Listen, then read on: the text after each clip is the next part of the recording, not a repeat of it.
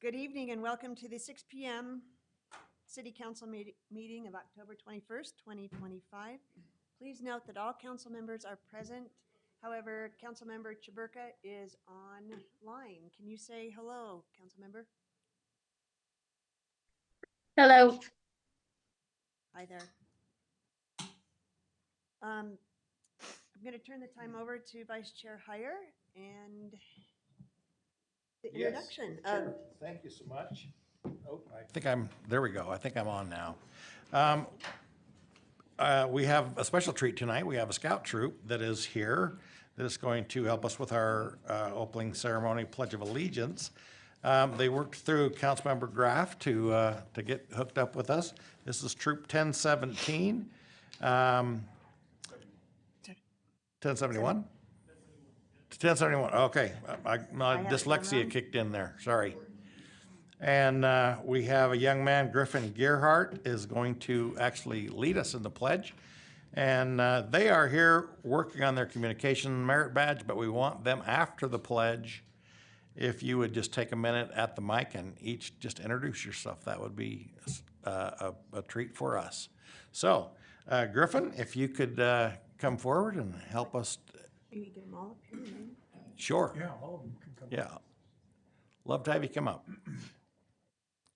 The rest of you guys are still sitting down, so why don't you get up and follow your leader up here. Hey,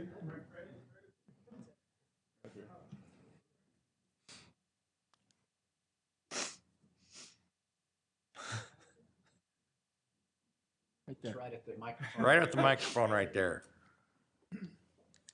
If you'll please stand and repeat the Pledge of Allegiance with me. I pledge of allegiance to the flag of the United States of America and to the republic for which it stands, one nation, under God, indivisible, with liberty and justice for all.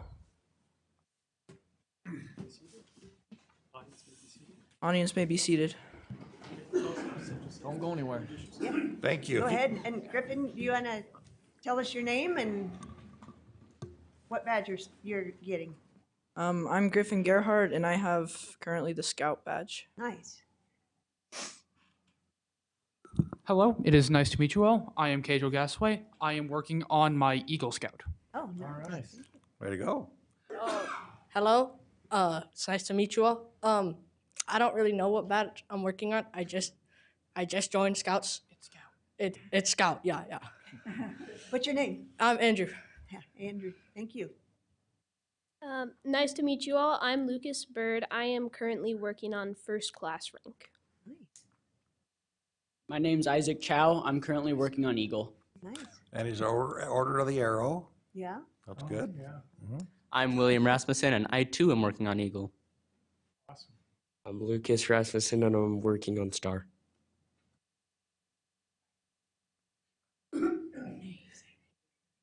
It's okay. Your name first.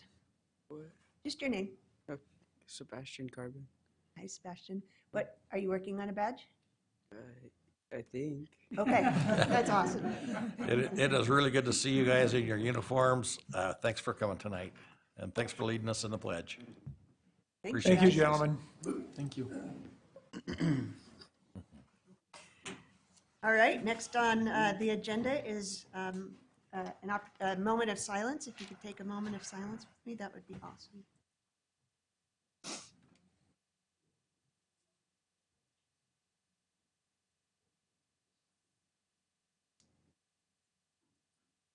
Thank you. Up next is acknowledgements.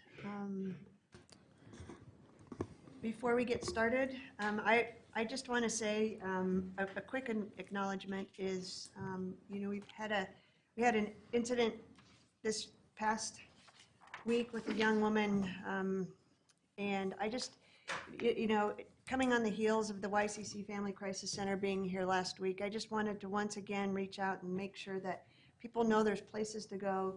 Their services are free and confidential, and if you are in any domestic violence type situation, their phone number is plainly on their website, or I can give it to you. It's 801-392-7273. So just wanted to make sure that we again acknowledge that things can happen in our community. With that, then, we can turn over to acknowledgements. We have on our list is acknowledgement of Dennis Miller. He has been a volunteer at the Utah State University Ogden Botanical Gardens. Councilmember Ritchie. Thank you, Chair. I appreciate the opportunity to share this acknowledgement. You know, I think most are familiar with the botanical gardens in Ogden, and if you have any youth going to high school, that's a common place for prom pictures. And I think it's a hard to find even parking anywhere around there, but it's all because of the beautiful work that's being done there. So Dennis Miller has been a devoted volunteer at the Ogden Botanical Garden since 1994, while he was working in his while he was working on his degree through Weber State through the facility grounds crew member, and he joined the Master Gardener program. And he was the only Weber State representative that year. So for 30 years, he has been a cornerstone of the diagnostic clinic, helping residents diagnose and solve landscaping challenges with patience, expertise, and dedication.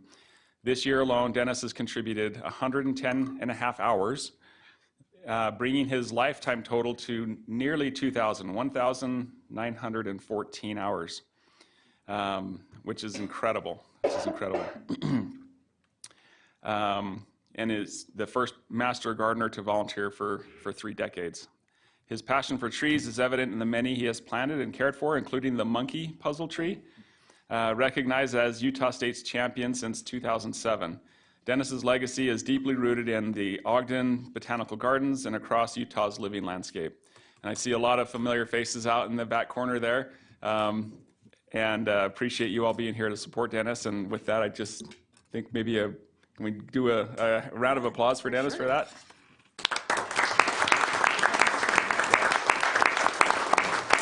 Thank you. And Dennis, can you come up and just say a few words and with this?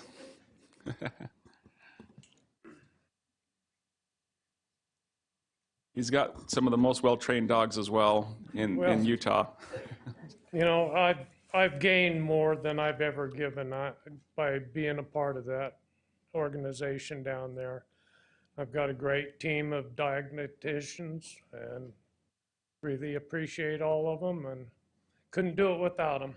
So met a lot of new friends. I even gained a wife out of this master gardening program. You're growing wives over there? Yeah. So yeah, that's terrific. Yeah. Thank you. Thank you. Thanks, Dennis.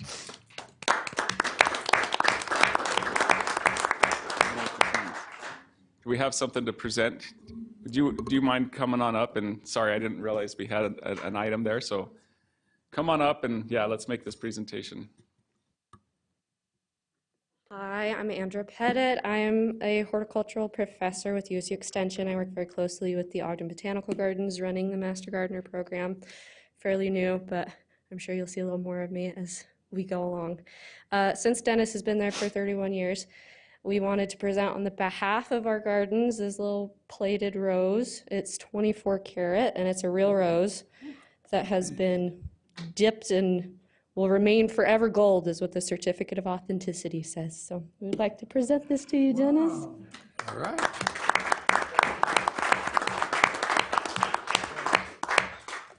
Nice, thank you. Thank you, Dennis, and thank you everyone for being here. I experienced his monkey puzzle tree. Thank you. Monkey tree? Yeah, thanks for that. It's pretty cool. All right, thank you. Next on our list is the Community Planning Month. Vice Chair Heyer. Yes, Chair, thank you. October is Community Planning Month, and we do have some honored guests with us today. We have our some Ogden City Planning Commission members.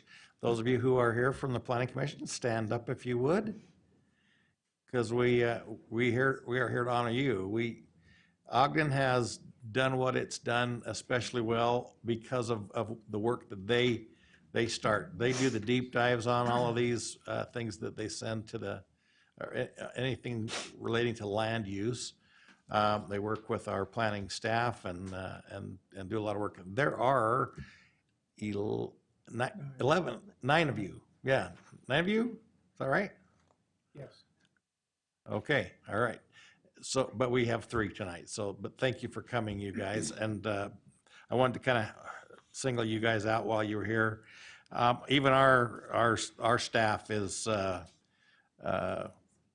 we're treated with Deputy Director Symes, who has a planning background, and let's see, what are you, Steve? You're a policy analyst, Burton. Is also got a pretty deep planning background. So we on the council benefit a lot from that planning knowledge, and so wanted to thank you for that. So you can sit down while I go into the rest of this, but thanks for being here. It says October 2025 is Community Planning Month.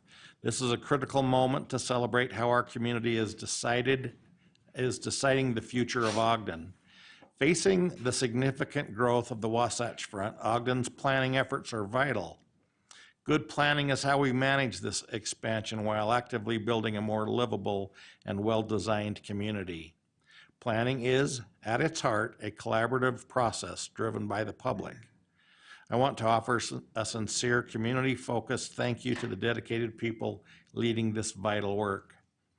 Planning Division staff, thank you for your professional commitment, data-driven insights, and dedication to tackling complex issues like housing availability and infrastructure investment.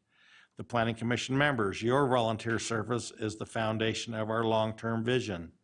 We appreciate the countless hours you spend reviewing proposals, listening to the community, and ensuring development aligns with the public good.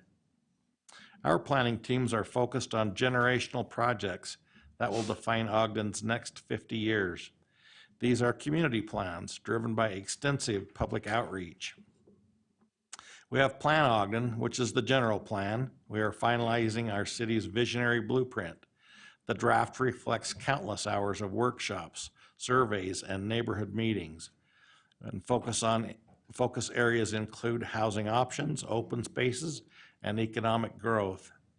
And then we also have Zone Ogden, the new development code. This is the code that turns the Plan Ogden vision into reality.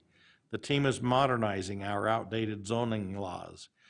Goals make rules clearer, more predictable, and directly tied to the future, as we all helped to design. And 3, station area planning, transit-oriented development, which we're having a lot of that in Ogden now, is focused on strategic development around our major transit hubs, Ogden Front Runner Station and the OGX bus stops. This vital work ensures these areas become vibrant, walkable, mixed-use and mixed-use districts.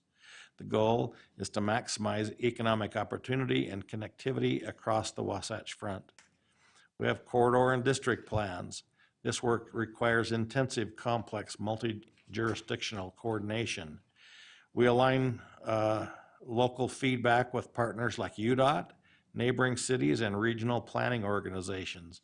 The team is working diligently to deliver cohesive, high-quality projects for the direct benefit of Ogden residents. Daily implementation and permit review, just as critical as large plan is the day-to-day plan and permit review.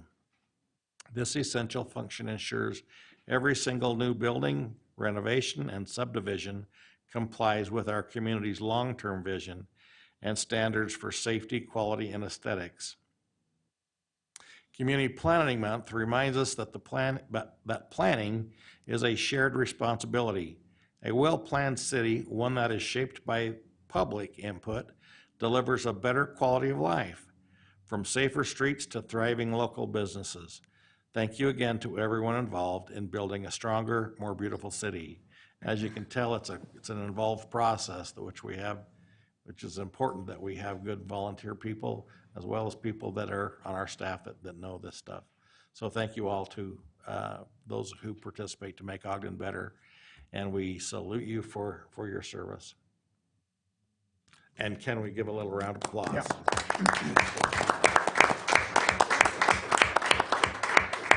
And Chair, I might add that they largely do this without much compensation. So at least the commissioners do.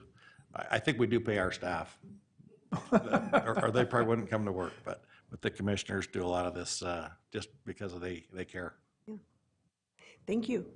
And just Commissioner Southwick and Shinoda and there it went. Jail. Shale, Mandy, Yeah. I'm sorry. Just went blank. Please carry our appreciation back to your other commissioners that aren't here tonight as you go to your meeting tomorrow night. Thanks for being here. Thanks, you guys.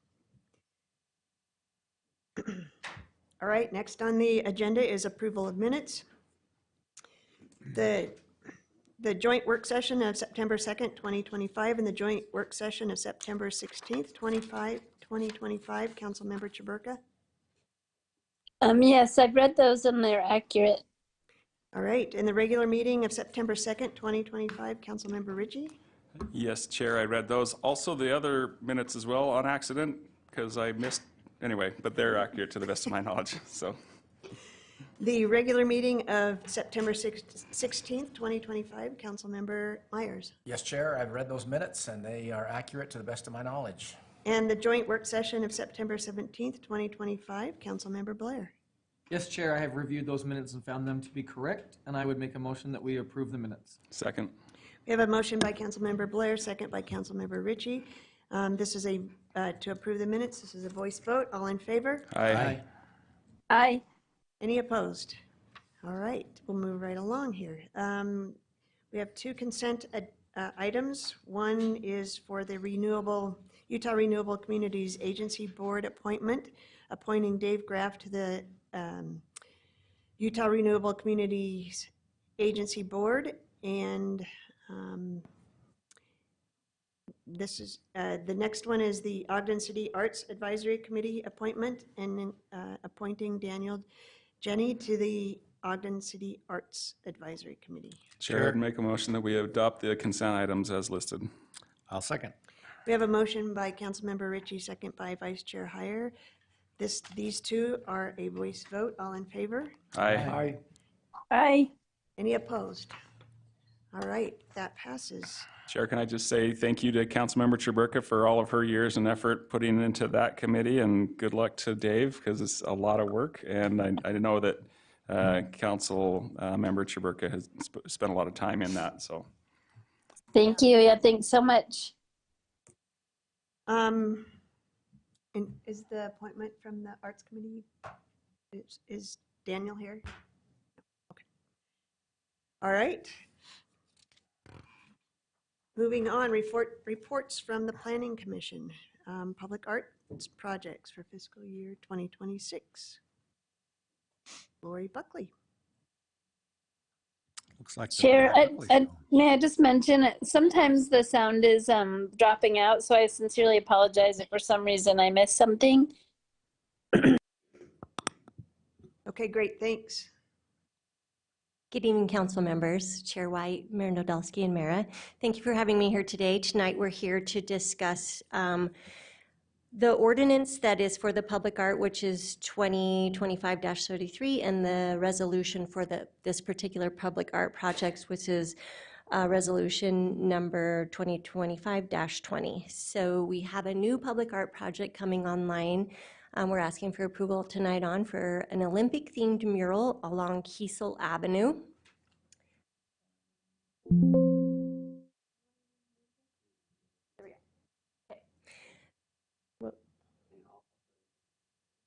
Okay. Our project overview is this project is a total of a $210,000 project, but it is a collaboration between multiple entities. So we have a partnership with Weber County Ramp, where I wrote for, thank you, supporting grant funding that has been awarded. We have Visit Ogden, Snow Basin, Market Star, and the Market Star Foundation, along with public art dollars, all contributing to this project. It will celebrate our upcoming 2034 Winter Olympics, but also highlight Ogden's culture and identity in the thematic imagery that will be shown on the mural. It is a key connector point between our Junction District, the Ogden Amphitheater, and historic 25th Street, so it is a really good location for this mural to be placed so that we can increase our walkability score there on that alley there.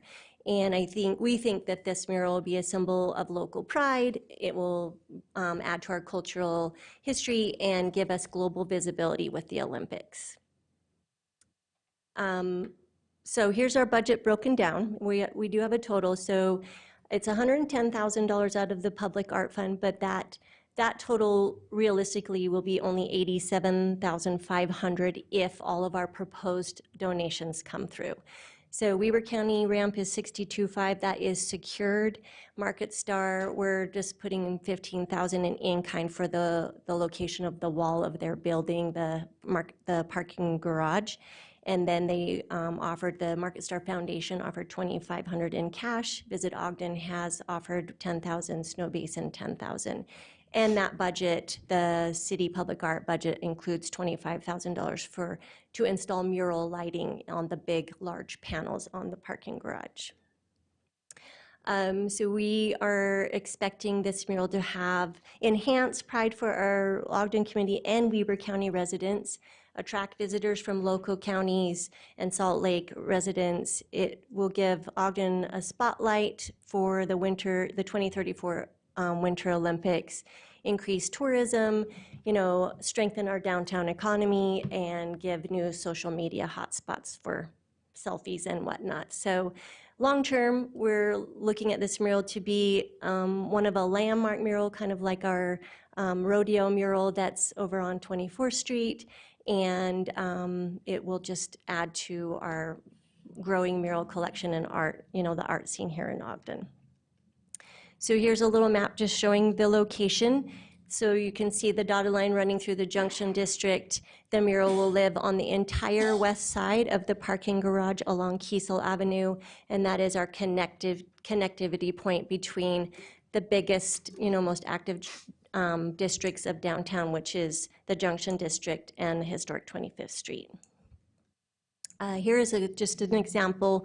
Many cities who host the Olympics will install Olympic-themed murals. This is a really excellent example of one that was installed by Rio de Janeiro for the Summer Olympics that they hosted.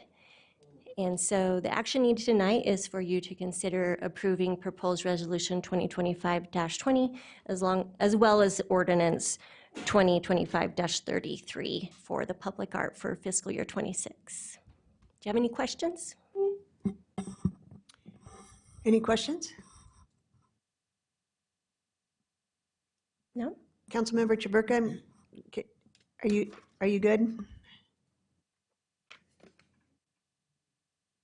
I just didn't know if she's Maybe she cutting can't in and hear out. us. That's why I'm. Okay. Chair, I do have a question.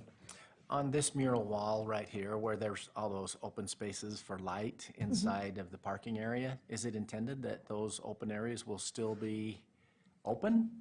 Yes, that has to stay open, I think, for just like ventilation and daylight coming in there. Those will stay open. The paint will actually be installed on all the just like concrete areas. And so the bulk of the mural is the two big flat solid panels with, it'll either be color or shapes or something like just like coordinating thing that goes along with the large panels, the two large panels. And we will be installing lights that actually on the very top, they'll hang over and shine down on those two large portions of the mural. What construction or what kind of in-kind donation will Market Star be doing then? They have agreed to a public art easement to install the lighting. So we're paying for the lighting, but they're allowing us to hook into their power and have agreed to a small annual fee to contribute to the power bill. The Market Star Foundation is contributing $2,500 towards the project, and then they did give up the west side of their building to be, part of the project. Good, thank you. I think, the Chair, can I ask another question? In the work session, you talked about there not being a sidewalk below that. And so, I mean, that's not part of this, but as far as making this a Instagrammable location and this for the safety of people traveling through that area, has there been any discussions about adding sidewalk to there, and how does that look? There hasn't been with, and I think is that streets who would be in charge of installing? I think that is, I did talk to someone there and they said we're not required to put sidewalk on both sides of the street. And so they didn't see it necessary, but I think that that'd be something to heavily consider because then now it will be like things people will walk up to. And I have actually seen multiple people come out of the parking garage and try to navigate down the rocks on that side of the road. So you do have a lot of pedestrians coming out of there after they're parking, and I think it might be something the city could consider looking into. Other questions? Mayor? Okay, can I add to that response?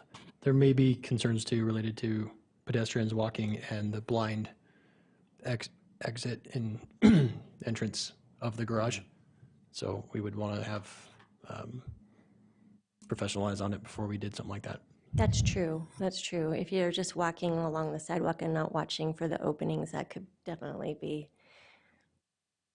a area of problem. Is that any different from the junction parking though? Maybe there's a little bit more of it's a little wider The of an area. sidewalk's much wider, yes. The sidewalk's like more than double what that sidewalk would be. Okay. Any other questions? All right. All right. Thank you, council members. All right. Let's take these two actions and then do the presentation on the next one, if that's okay, just so that we can. Public input on that? Yeah. Okay, Chair, then? There's no public input on. Oh, no? I'm sorry. Yes, there is public input. I'm sorry. Thank you. We have public input on these two items regarding the mural on the Olympic mural on the side of the building.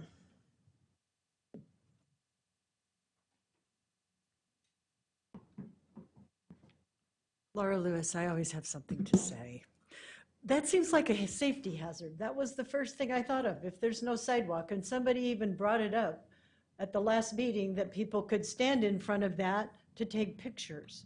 So there is no place to stand, if that's the motive. I mean, it just doesn't seem like a safe location for that sort of thing. Not that it isn't a good idea.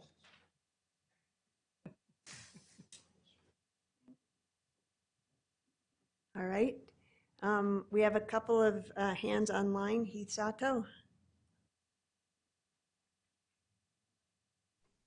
Hi there, Heath Sato, Ogden resident. I went through the packet on this, and since this is being done a little bit differently than a lot of our other public art projects here, I just wanted to see if this was going through the normal art committee process like all our other public art, or if that's being bypassed in some way. Just wanted some clarity on that. Thanks.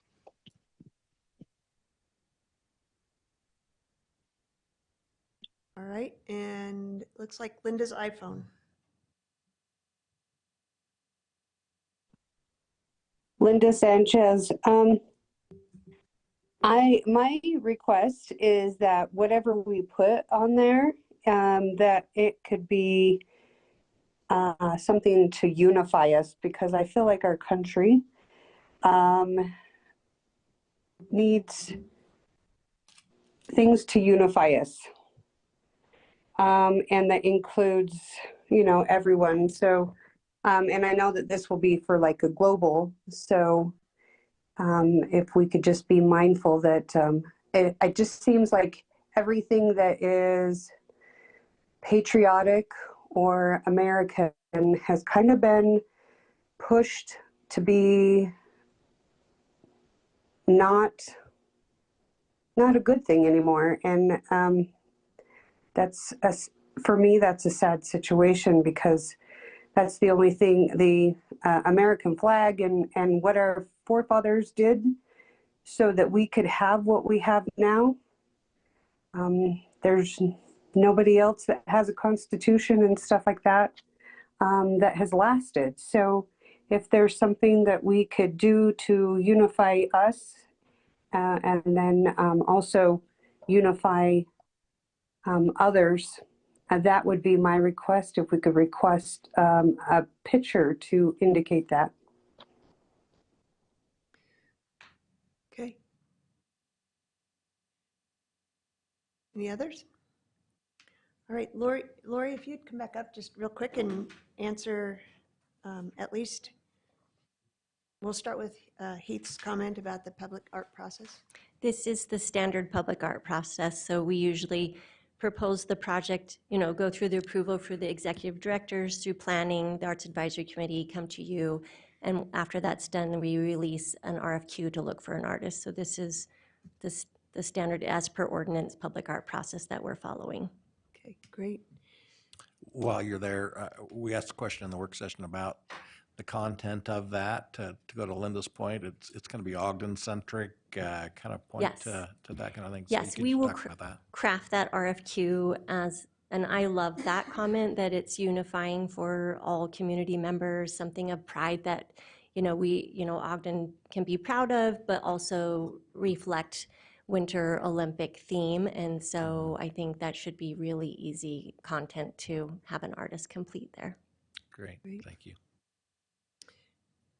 Anything else?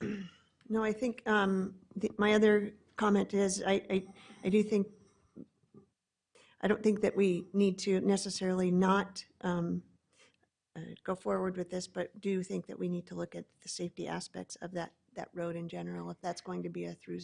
I don't think the mural is going to affect the safety of the road. It's discussion of the sidewalk, and if people want to walk up to it, like, it's not a heavily traveled road, so I don't think we're going to have issues with people navigating across to look at the mural. And you can fully see it clearly, and if you're trying to photograph it, it actually would photograph better from the sidewalk side because it's going to be so large. So I don't foresee that actually being a problem unless we made a selfie point, which we talked about a little bit in work session, but the details of that are kind of pie in the sky right now. I don't know if there's utilities under those rocks or what we're looking at to actually make any improvements there. So that is. Okay. The photo that you had as a sample, it was from the one end, and a skinny little street like Kiesel, if you're gonna get it all, you're gonna have to do it that way. Yes. So that Kodak moment banner kind of a thing might be From on the both ends, that might be the best place for something like that. And you would be on the sidewalk side taking On the those sidewalk photos. side, yeah. Yes. For sure. Yeah. And I like the idea of doing that. Yeah. Me too. Yep. All right. Any other comments or questions for Lori? My one comment is I think it's a great idea we want to unify people and Olympics, Ogden. Hopefully those are things we can all get behind and join our arms around that. The safety concerns is that, but I also, as part of the kind of the planning, Olympic planning, I don't know what we even call it right now, but this was discussed as potentially the first to market with anything in Utah Olympics related. And so just so cool to be out ahead of it and showing that we are forward looking. We're not just waiting for the Olympics to happen here. We're actively preparing for it. Yep. Proactive, not reactive. All right. You ready for motion? Uh-huh. Chair, I would then make a motion that we adopt proposed ordinance 2025-33. We have a motion by Vice Chair Heyer, second by Councilmember Myers, to adopt proposed ordinance 2025-33. This is a roll call vote. Councilmember Blair. Aye. Councilmember Chaburka. Aye. Councilmember Graff. Aye. Councilmember Myers. Aye. Councilmember Ritchie, Aye. Vice Chair Heyer, Aye. Chair White. Aye, that passes. Chair, I'd make another motion that we adopt proposed resolution 2025-20. Second. We have a motion by Vice Chair Heyer, second by Councilmember Blair to adopt proposed resolution 2025-20. This too is a roll call vote. Councilmember Chaburka,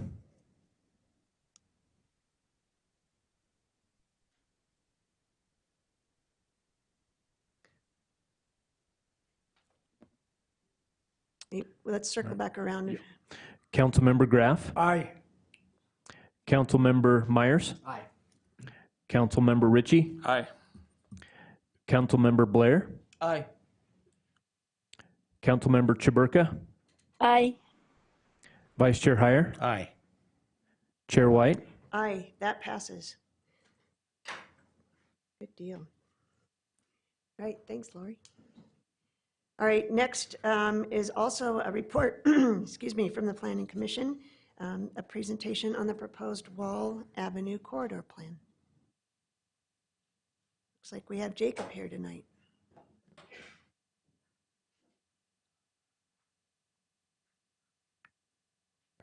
Thank you for allowing me to be here.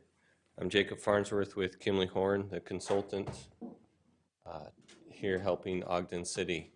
So today we'll just be presenting on the Wall Avenue corridor plan, where we are at this point and where we are headed. So first, there's a vision for Wall Avenue, and just high level, it's to better connect Union Station to 25th Street, serve as a multimodal corridor, and to also reduce vehicle speeds through the downtown, enhance pedestrian safety, and create a consistent character between the neighborhoods and the Union Station neighborhood and beyond with the roadway itself. And so, as we know, Union Station has a plan to do some major development, as seen in this picture here, with mixed-use development, transit-oriented development, maintaining museums and the culture and the history in this area.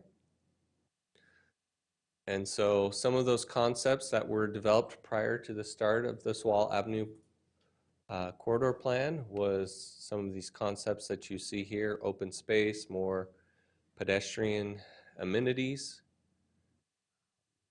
And then here you also see street level shopping, places to gather, and different concepts that have been proposed. And this kind of was a preliminary figure that was put together as part of the Union Station of what Wall could look like. And so with that, there was some goals that were developed. A lot of these dealt with how do we get safe crossings of pedestrians on Wall Avenue? How do we make it a much better multimodal corridor? And how do we integrate the variety of land uses that are expected to come in future years? With that, this project between Ogden City and UDOT was proposed and is in progress. And the purpose of this project is to advance that vision through analysis of traffic to determine what opportunities are there, what are the limitations of some of those, and if some of these opportunities are actually feasible, and then to provide UDOT with the technical foundation that they would need to feel comfortable with future changes to Wall Avenue, as it is a UDOT maintained and operated roadway. So our approach to this project was to first analyze existing conditions of the road, to look at various things from the current traffic conditions to safety concerns, crashes, pedestrian, other plans that have been in place and what they suggested, and then to develop some scenarios through of how we could potentially plan and vision this corridor, done with the help of the advisory committee, and then develop a concept. And then once those concepts were developed, to get engagement from a variety of folks, and we'll show those here, but using that engagement from various entities from UDOT and the city and the public and other planning organizations to refine those concepts and provide analysis to of how those concepts would perform. And then lastly, to create a draft and final plan related to Wall Avenue based on all the concepts and analysis, and then take that plan to come to a corridor agreement with UDOT. So that's the approach that we've been taking. So stakeholders that we've engaged Ogden City, a variety of folks within the planning department, the engineering department, planning commission, city council, also UDOT. There's been several meetings with UDOT, and they've been a part of the advisory committee also. UTA, Utah Transit Authority, WFRC, the Wasatch Front Regional Council, which is a regional council for planning from Salt Lake Valley all the way up to Brigham City, and kind of more of the regional planning. We've had several public meetings to get the public input, and then from our side as consultants, Kimley Horn, Design Workshop, and J. Fisher Companies. And Design Workshop and J. Fisher has been involved with the planning of several of these visionary union planning documents, station area plans, so they were key also. So areas that we focused on was how do we calm traffic? How are there things that we can do to reduce speeds? What's the vehicle capacity? What would be the impact or the changes based on various concepts? Analyzing traffic and looking at all road users, making sure we're not forgetting anyone in this process, and then also getting input from the community and UDOT. One of the things that we heard early on as we went through this process from UDOT was this is a major north-south corridor and we needed to maintain mobility through this corridor. That reducing lanes or removal of a lane in the north-south direction was something that UDOT was not willing to consider, and then also needed to consider the impacts that Union Station development would have. And then also, as one of UDOT's major concern, is they're always looking at safety of all their road users and making sure that is considered. So that was early input that we got from UDOT. So doing that, going through this process that I talked about, we came up with several concepts to consider. High level one is a pedestrian overpass where you have a bridge that people could walk up and over Wall Avenue. And you can see what this could look like to get to the other side to kind of eliminate that barrier that Wall Avenue is. This does have a lot of improvements from pedestrian safety if the pedestrians are willing to use the bridge. Some of the cons, and one of the reasons this one didn't move very far out of this stage is those long 250-foot ramps needed to maintain ADA accessibility and grade would potentially eliminate significant on-street parking and also kind of access to potential current or future businesses along the street. It would also require the elimination of trees, amenity zones, and would make it so we couldn't do much with bicycle infrastructure. And so this concept was eliminated early on. Another one that was looked at, as you can see here, is creating a bypass tunnel to create a pedestrian plaza in the area. And so the first concept we looked at was completely undergrounding both lanes in both directions. And this kind of shows what those grades would be. You could tie this in before or after 26th and 24th Street, but kind of the significance of the impact that would have. And then as that went along, that was refined, that concept to be more of a bypass where you still maintained one travel lane at ground level and one below grade.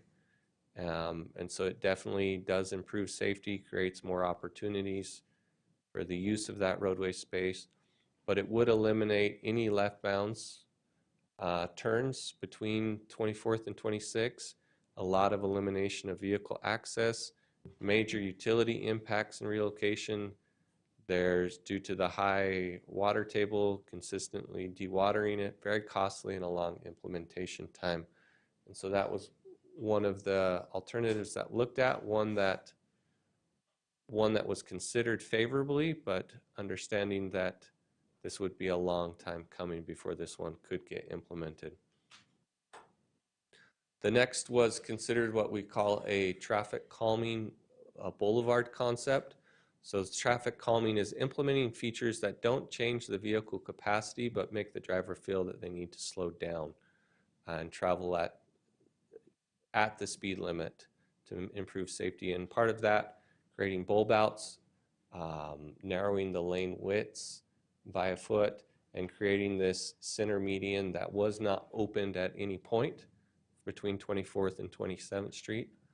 So some of the pros, again, because there's less area to cross, improve pedestrian safety, you're able to improve, in general, the overall active transportation aspects and greater opportunity for trees, for landscaping.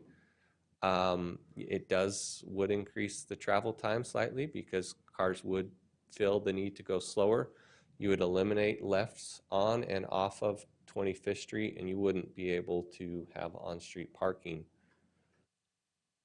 The next one is also a calming traffic measure. The same things, you have bulb outs, you have medians for refuge, but this one also focused on the addition of a bike lane. And so as you can see here, on the west side, you're able to get some on-street parking. You have those narrow lanes, but then also adding some sort of bike facility, and then also increasing those amenities. So you maintain that vehicle capacity, you improve pedestrian safety and active transportations, higher vegetation, and also due to those traffic calming measures, vehicles tend to travel slower. So mobility north-south would increase, and there would be less parking than some of the other alternatives that included parking on both the east and west side. Another one that was looked at was another traffic calming measure, which involved medians and a shared use path. So how this one differs is because the idea behind this one from the input that we received is that wall is not intended, based on the city planning, to be the main bicycle north-south corridor. And so you add a shared use path that is off the roadway that bicycles could use, but it's not your main commuter route. And so as you can see here, they have the shared use path much wider, striped to allow both bicycles and pedestrians on the west side. You have parking on both sides, so as businesses develop, they're able to have some on-street parking. And again, you get all those traffic calming measures. So you maintain the vehicle throughput, but they do travel slower. Again, improved safety for cars, pedestrians, bicyclists. And it's, of all the alternatives, this is the one that would likely be able to have a quicker implementation time. And one of the goals that we were told to look at is what could potentially be implemented within the next 5 to 10 years so that they could have something in place now as Wall Avenue develops over these next coming years. And then one of this is there are some spots where you wouldn't be able to have vegetation due to the right-of-way constraints and some of those historic buildings being closer to the roadway. And so that was, as we talked with the advisory committee and we presented, this right here shows that last one, this last concept of the traffic calming with median and shared use path. As a preferred concept, we're able to maintain vehicle access, left and right turns at all these intersections, have pedestrian refuge. You bulb out these medians so there's less time they spend in traffic lanes. There's an ability, should pedestrian mid-block crossings be warranted in the future, to add those, as you can see, between 26th and 25th, and also between 25th and 24th Street. And so that's kind of the near-term preferred concept that we've come at. This one just shows what would happen or what that could look like if the 24th Street Bridge, which is a long-term preferred desire of the cities, was dropped down and be able to tie into Wall Avenue, showing that intersection there also. And then, based on this, some of the, what we believe, and as we've studied and analyzed this, the benefits is we are able to maintain the current number of travel lanes and this current capacity. We are able to, through lower speeds, through design changes, to improve safety for the vehicles. Wall Avenue is one of the high in the Salt Lake, Ogden area, one of the high corridors from a safety issue. It's one of those identified hotspots. Also improve pedestrian safety as the pedestrian traffic grows with development by increasing those crossings, providing those medians as a refuge and a protection. And it also just improves the environment all around for the active transportation users, pedestrians, bicyclists. And it is consistent with the future land uses that are proposed along the corridor, not only at the Union Station, with Electric Alley and the various things, and would help promote the development that is desired to create this as an extension of Ogden's downtown. So here, this image just shows, this is looking on the west side at Union Station, looking north to 25th Street. You can see that large car is on-street parking. You can see the medians, the two travel lanes, a concept of what that shared use path with biking and access walking would be, and kind of how that intersection could look a little different. This is showing what a mid-block crossing, so this is looking south towards 25th Street, so from between 25th and 24th, what a mid-block crossing. Due to the traffic volumes not shown here, there would need to be a pedestrian signal that would need to be coordinated to ensure that pedestrians weren't blocking vehicle access consistently, that they were allowed to cross at a coordinated, and likely that would, should it be implemented, would be done when warranted with pedestrian demand at the location. So again, this is another high-level overview of what this concept would look like, allowing the changes and creating more of that connection between Union Station, Wall, and 25th Street. So where we are now at the process is we have presented this preferred concept to UDOT. We've presented our traffic analysis, and they have some concerns that we are working to address. And one of their main concerns, the first two bullets here, is that Wall is a major regional corridor and they need to maintain that north-south mobility. They don't want, besides natural, level of service reduction, they understand that as traffic increases in the area, just naturally how it occurs, but they're looking at how to minimize that reduction of level of service at the intersections, how to maintain that capacity, and to see if those slower travel times are acceptable.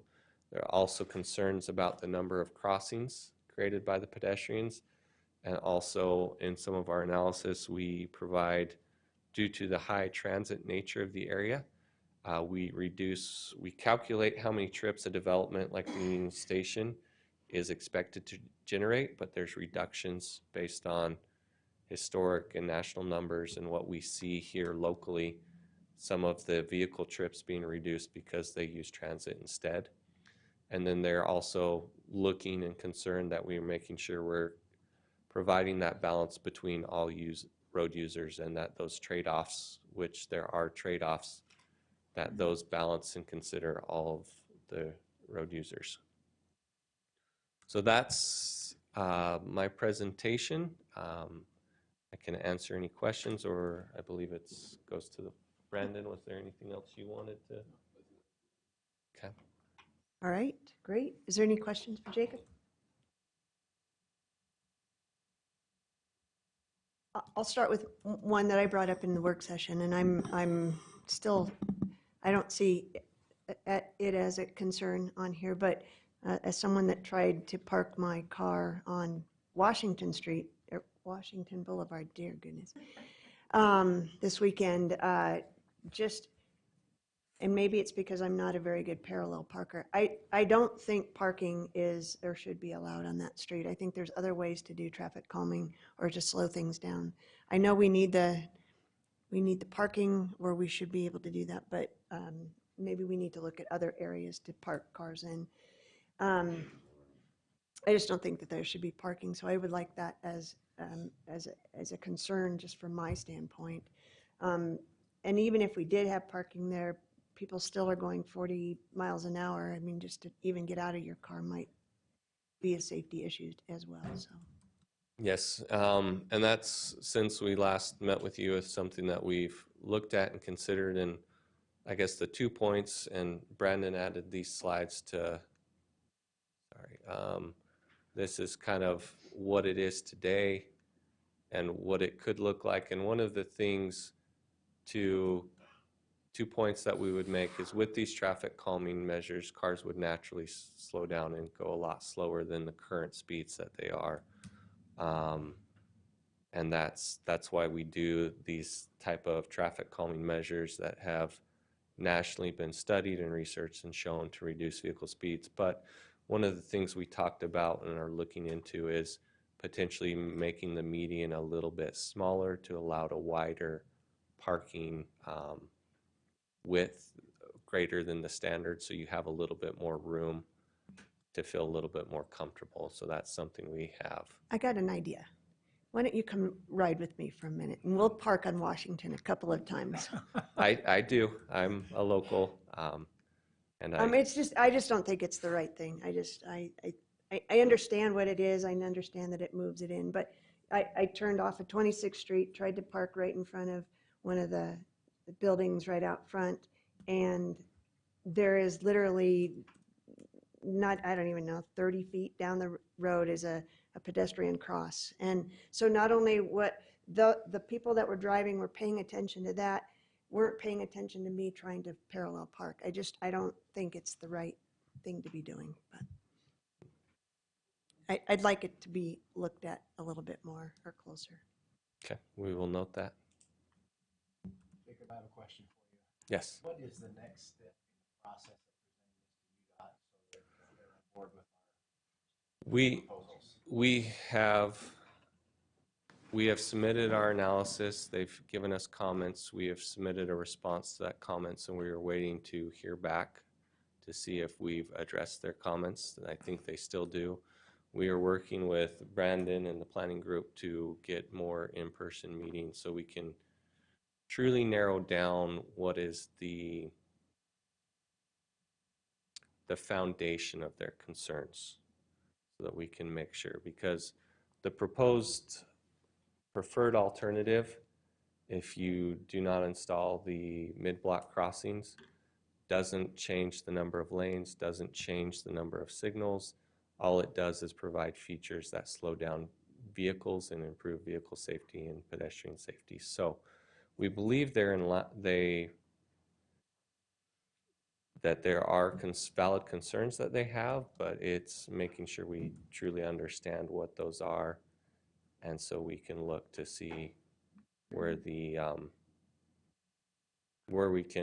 how we can address those, and where we can align their vision with the city's vision and so forth.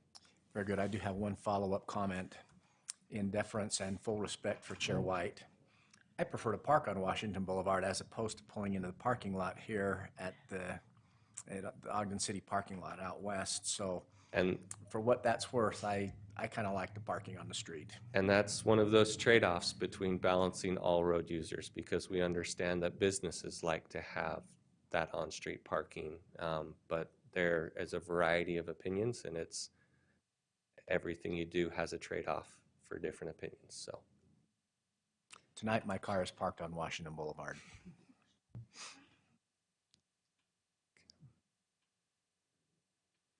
All right. Okay, any other questions? All right.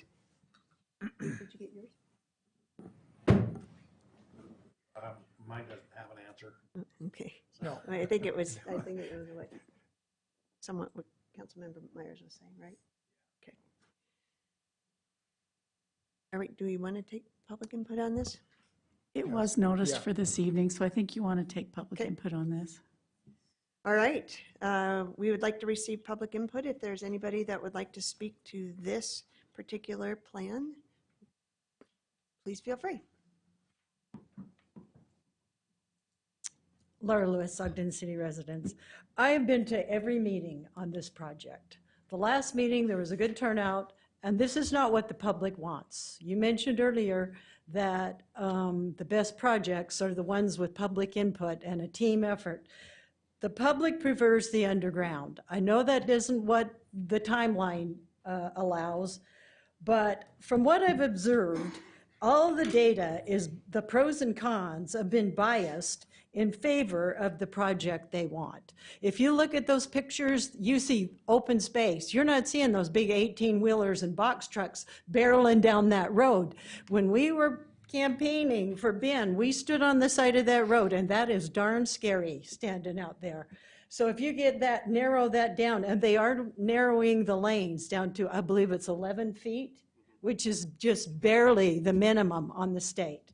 So then you add parking on the streets and those big trucks and everything else, you're just setting, there's gonna be people hurt down there. I think that's almost making it worse than what it is now.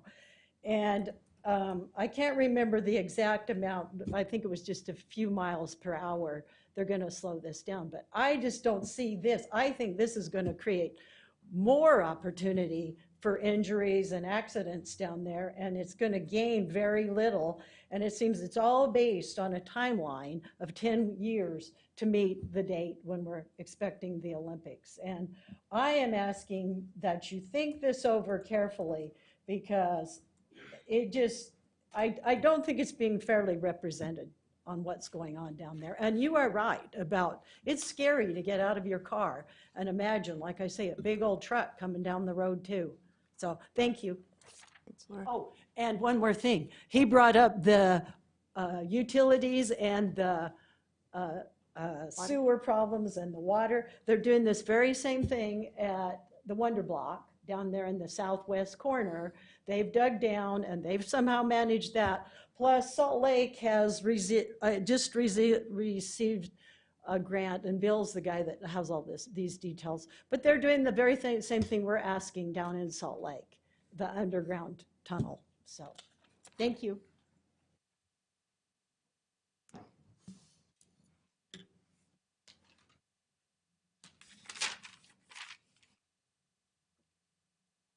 Hey, Travis. Hi, Travis Pate. I think there's a lot of city plans where there actually was even a conference center, a convention center where the where Gateway Distributing was and a few things. So there was actually already a lot of focus on this area. And I think in conjunction with Wall Avenue and that aspect, they talk about pedestrian bridges. We already have one at 24th Street. We just need to put a down ramp on the west side of the boulevard of the viaduct, because I think a lot of individuals coming down off the viaduct, we're forcing them, if they are using public transportation, to come across the viaduct, come down the ramp, and then take their lives in their own hands to get back across the street, because the only safe crossing is 25th Street or 23rd Street. And yet, why can't, we already had a mid-block, so to speak, passing, and there was a staircase. If many of you remember from the viaduct, there was actually a staircase that went right down into the middle of the rail yard that was midway. But this would be a lot simpler, just right there at the UTA property / Ogden City property / whoever property. Just put a ramp on the west side, a down ramp on the west side. And as far as the narrowing and everything else, it's actually, the slides have been improved because they were dewatering water. I thought that was kind of funny on some of the original slides in the packet. And I don't know how you dewater water, but and I think that, but the 26th Street intersection, I think, is critical. And then whether there's going to be another light or a pedestrian light, we can see the dramatic improvements with both the original St. Anne's property and then the current Lantern House property with the safety and the crosswalks for the pedestrians has been tremendous. And I would like to say what numbers we have that say how many how many fewer accidents there were. And so I think that the plan as presented is great. Pardon me. There's already a no left turn lane on 24th Street, very rarely enforced. And so I think that needs to come with both UTA police, the state of Utah, as well as Ogden City. When you watch people just come to the 24th Street viaduct and it says right turn only, and they continue to left turn. So when the plan says there is no left turning on 24th Street, there already is no left turning on 24th Street onto Wall. And then the aspect of a double left turn off of 25th Street onto Wall, we got to protect that. There should be access. If I'm going somewhere from downtown and I want to see the Union Station, I should be able to park north or south of the Union Station from 25th Street. So thank you. Thanks, Travis.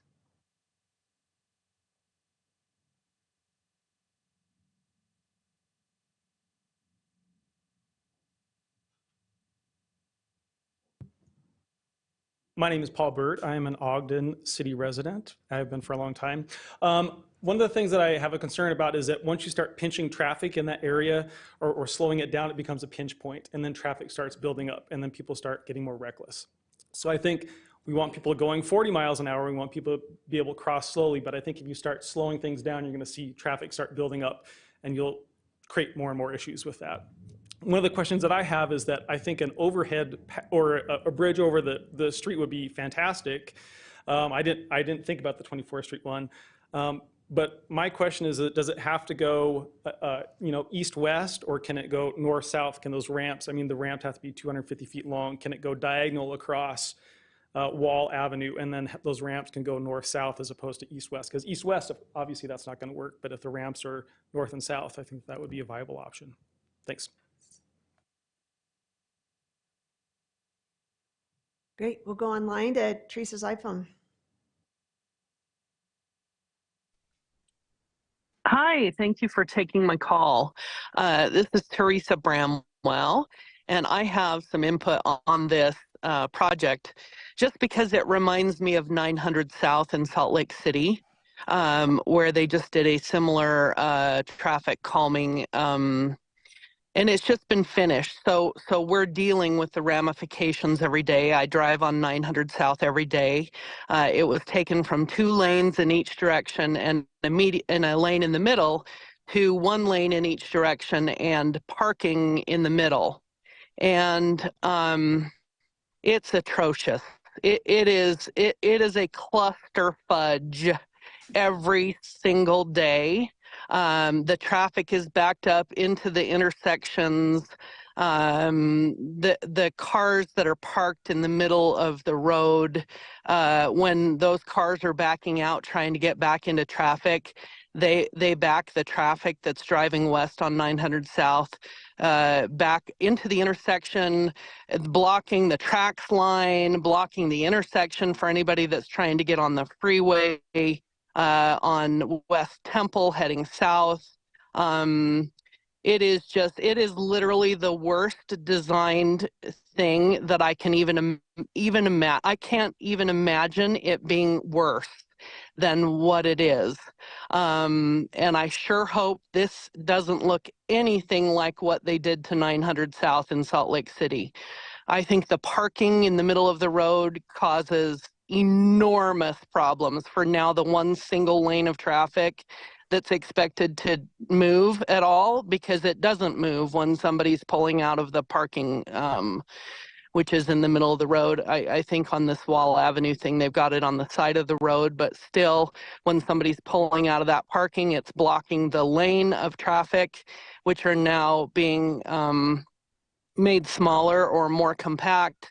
900 South is so terrible.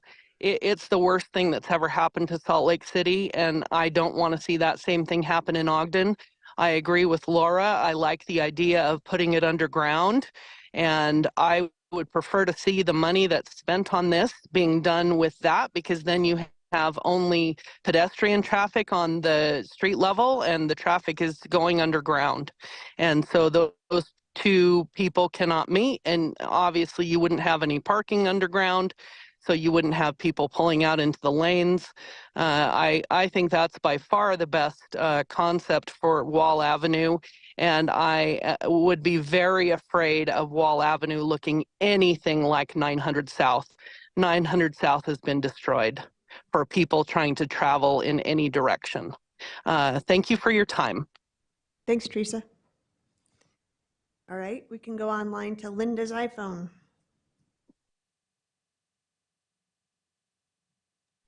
Hi, Linda Sanchez. I actually attended some of these meetings with Laura, and she's absolutely correct when she says this is really by far not what the public wants. The public wants the underground, and there's a couple of things that I'm concerned with, is that if we do this, then we just later on, they were talking, well, later on we might be able to do that again, but then we're just wasting money.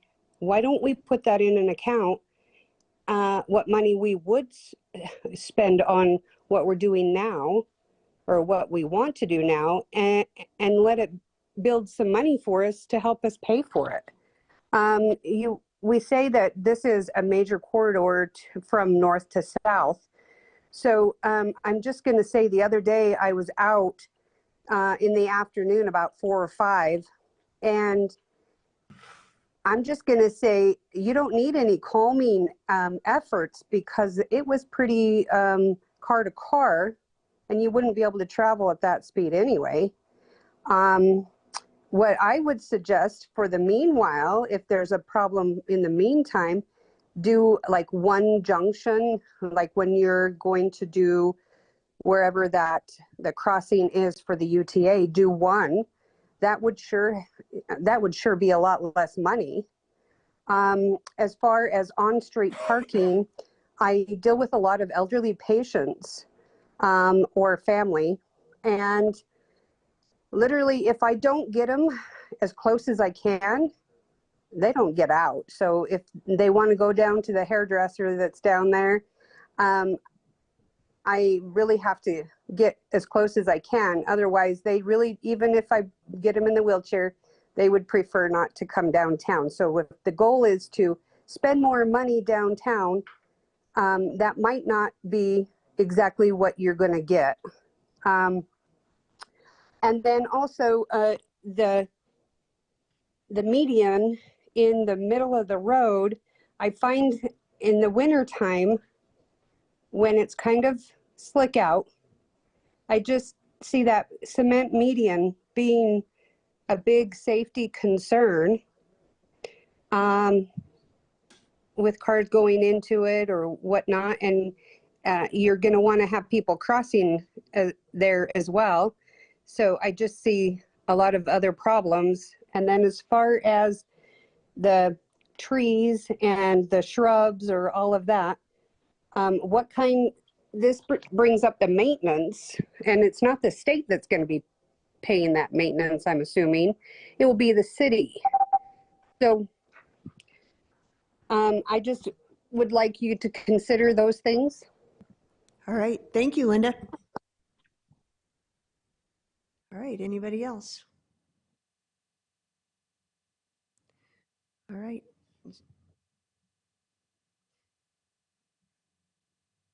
Seeing no other comments. I know that in our work session, Barton had asked for us to maybe look at putting a pause on this and extending it. Yeah. Any comments from council member? I think that's wise to do. Seems like it needs a little bit more digestion. What we've heard tonight is that the public input that happened in these prior meetings isn't matching what's being proposed necessarily.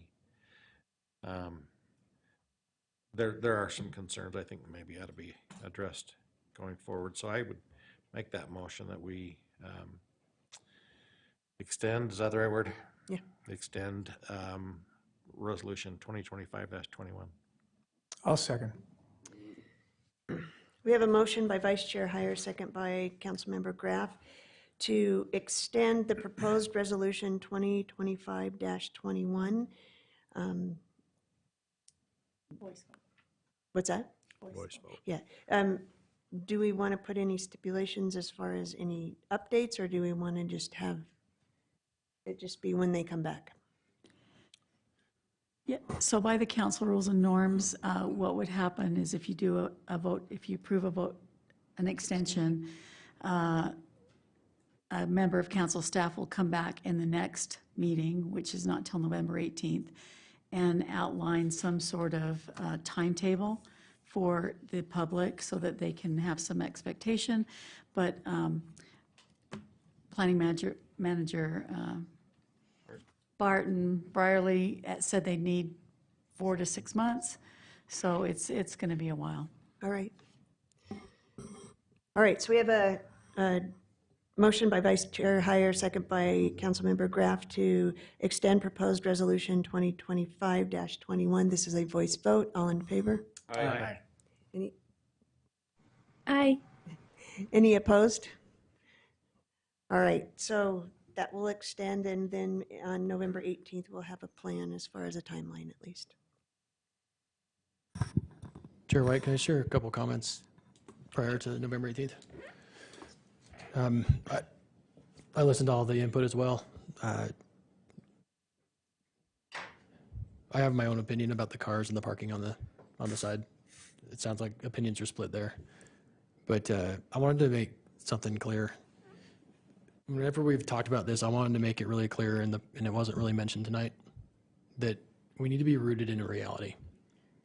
And there needs to be a short-term reality, and there needs to be a long-term reality, and a long-term dream and a goal. I never want to walk away from the opportunity or the possibility to have an underground option. But I do know that a price tag of about $200 million is nowhere near our future right now. And so we wanted to put an option in front of us that had to be a short-term option that was better than the current situation, so that we could also have our dreams and our vision set on a long-term option, which is frankly just not in reach right now.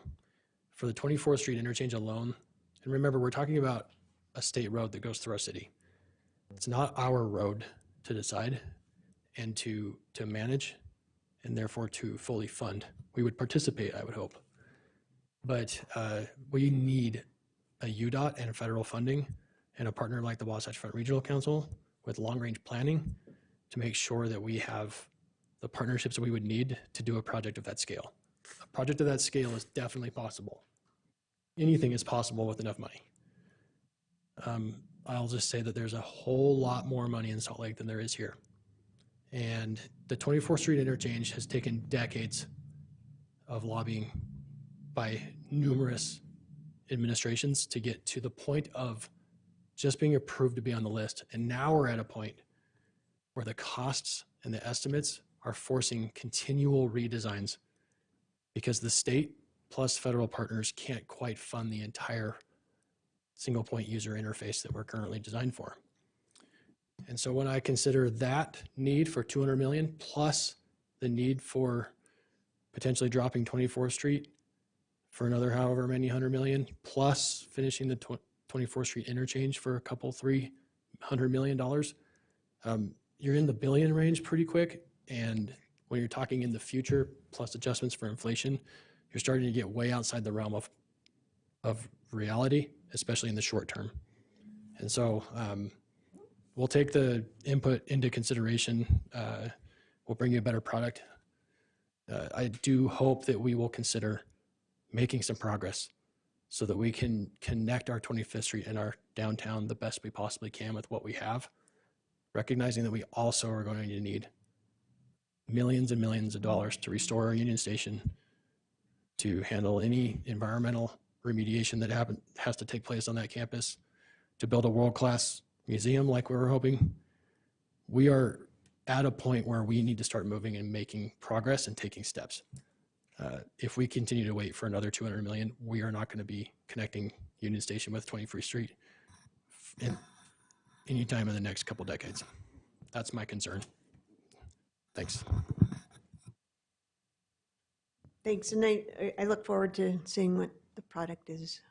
He must be a better parallel parker than I am. We've always parked that way on Washington Boulevard. All right, great, thank you. Thank you for your input.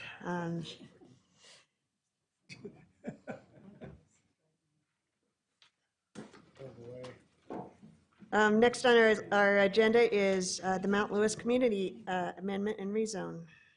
Barton Brierly, Planning. Hey, good evening, Chair White and City Councilors. This is a request for a community plan amendment and a zone change. And so there's two items and I'll be presenting on both of them. This comes to you as an application from Cooperstown Partners, who owns the property. The particular property is at the very north end of Ogden, 1514 North Washington Boulevard. Just to the north, it's in North Ogden, and it's just right across the street from Harrisville.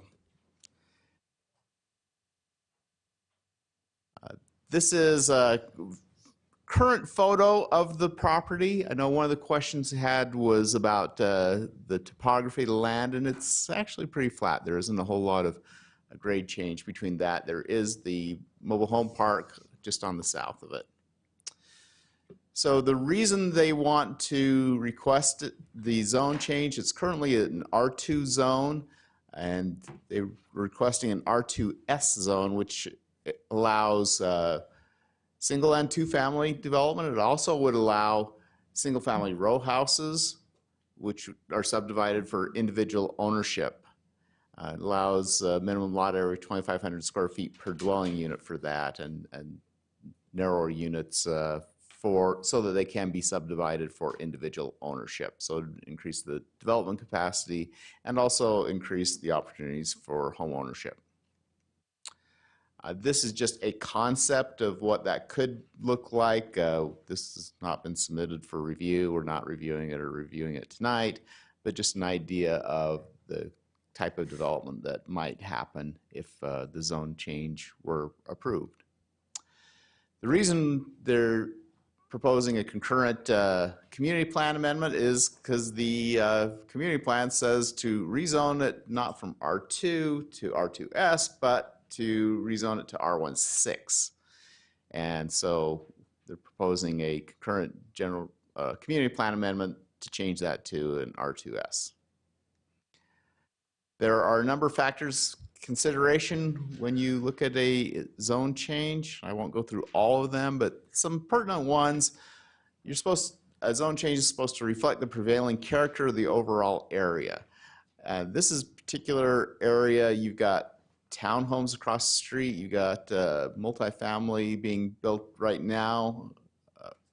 To the north, you have a more townhome type development. To the east, and you have a mobile home to the park, so to the south. And so it's really not a typical single family development. This sort of ownership townhome project would be consistent with the character of the area. Also, one of the things we look at is avoid isolating neighborhoods. Again, if it were to follow the plan and do a single family R16 subdivision, it would be very different than the neighbors.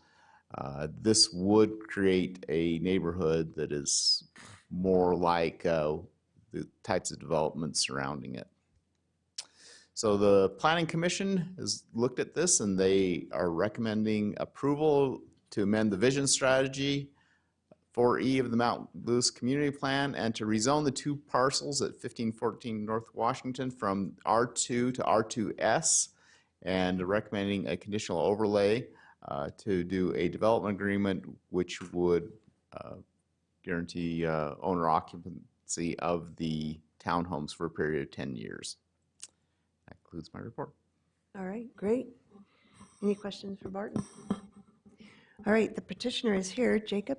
Is that, yeah. Rick. Everybody else was Jacob tonight. I know. Sorry.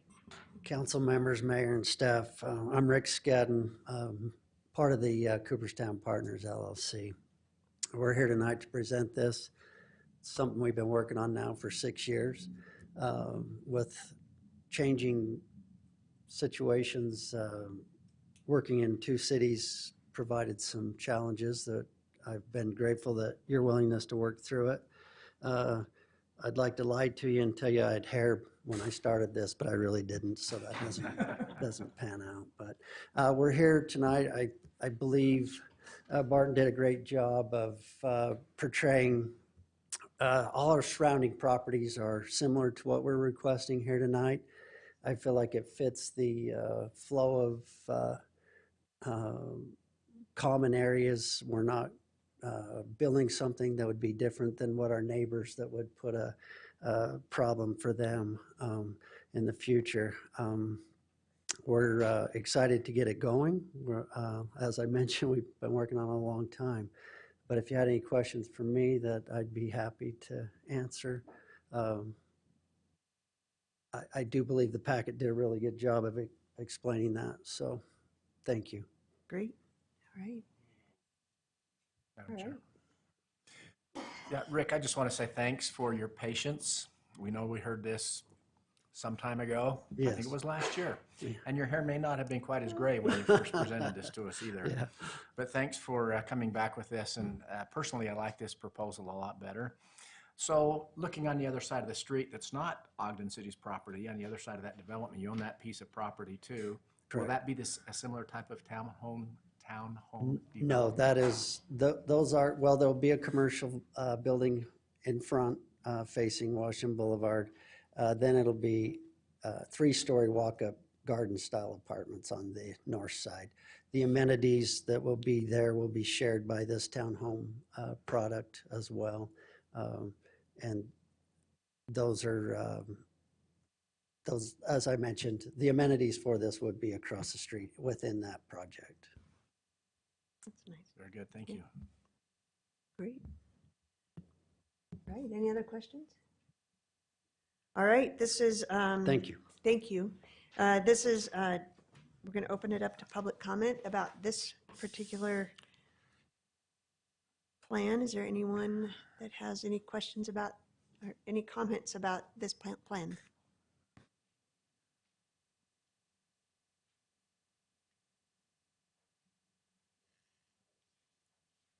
Hi, Travis Pete. I think this is similar to Sherwood Hills, so I applaud that someone's tenacious enough to continue to come back and say, oh, you're not going to secede this property to North Ogden City. Okay, now I can't build high-rise things that would block, because Ogden City planning says view corridor and vista preservation. And so you can imagine if a 3-story walk-up was put right in the backyard, in your backyard, and here's this gorgeous thing called Ben Lomond that we can no longer see. So this is a little bit more conducive, but I think when you see the plans and it's presented and it says wasted space, by whose determination is that wasted space? With the current zoning, or even just going to the R16, is it wasted space? Is there potential for continuing the road from Ogden City into North Ogden City, just right at that little bend? Then also the other thing with regards to water utilities, water access, garbage collection, who's responsible for that? Hey, my street's not plowed. Well, you're North Ogden City, but I pay Ogden City taxes. Yes, but you're North Ogden City. We faced a similar thing over on Country Hills Drive with 40th Street, and the shared aspect and the misrepresentation of saying everything along that corridor was split 50-50, when everything west of the corridor by the hospital was South Ogden City, everything east of the corridor was Ogden City. So it was a complete misrepresentation back then as far as road ownership, but we seceded half that road to South Ogden City because they didn't ask us for permission to access our road, and they just put a big load up door that's gonna somebody could barrel out. There's no snow removal protections. So the same thing with this road now being 100% in North Ogden City, then how do we get our utilities to them, those types of things. And if it passes right now to R2, it was presented to you that you'll review it again. No, you won't. If you accept the zoning changes today, it's only, is it an allowed use or a disallowed use? I've consistently said we need to be mindful of ownership of this property, of all properties. and say what's the use. So the 10-year owner occupancy is fantastic. That's the first time we've done this, because everything else you've rezoned carte blanche individual ownership titles, but no guarantee of a home owner occupancy. So I applaud planning for putting that forward. But again, it's a self-imposed hardship. Sherwood Market did the same thing. They built a school in their backyard and then said, oh, well, nobody built this road, so now we got to rezone this. And then we bounced them around for a few years because of a self-imposed hardship, instead of us saying, well, here's the plan. Here's a road through the Sherwood Market. Yes, you can put the school west of this. You can do these types of things. So I think the same thing with this one. We said, no, you don't get the property. No one researched the historic value of the home that was there. Could that have been lifted and moved somewhere? Was it important? Was it significant? So if there is a rezone, there needs to be conditions that the view corridor and vista preservations are preserved. Thank you.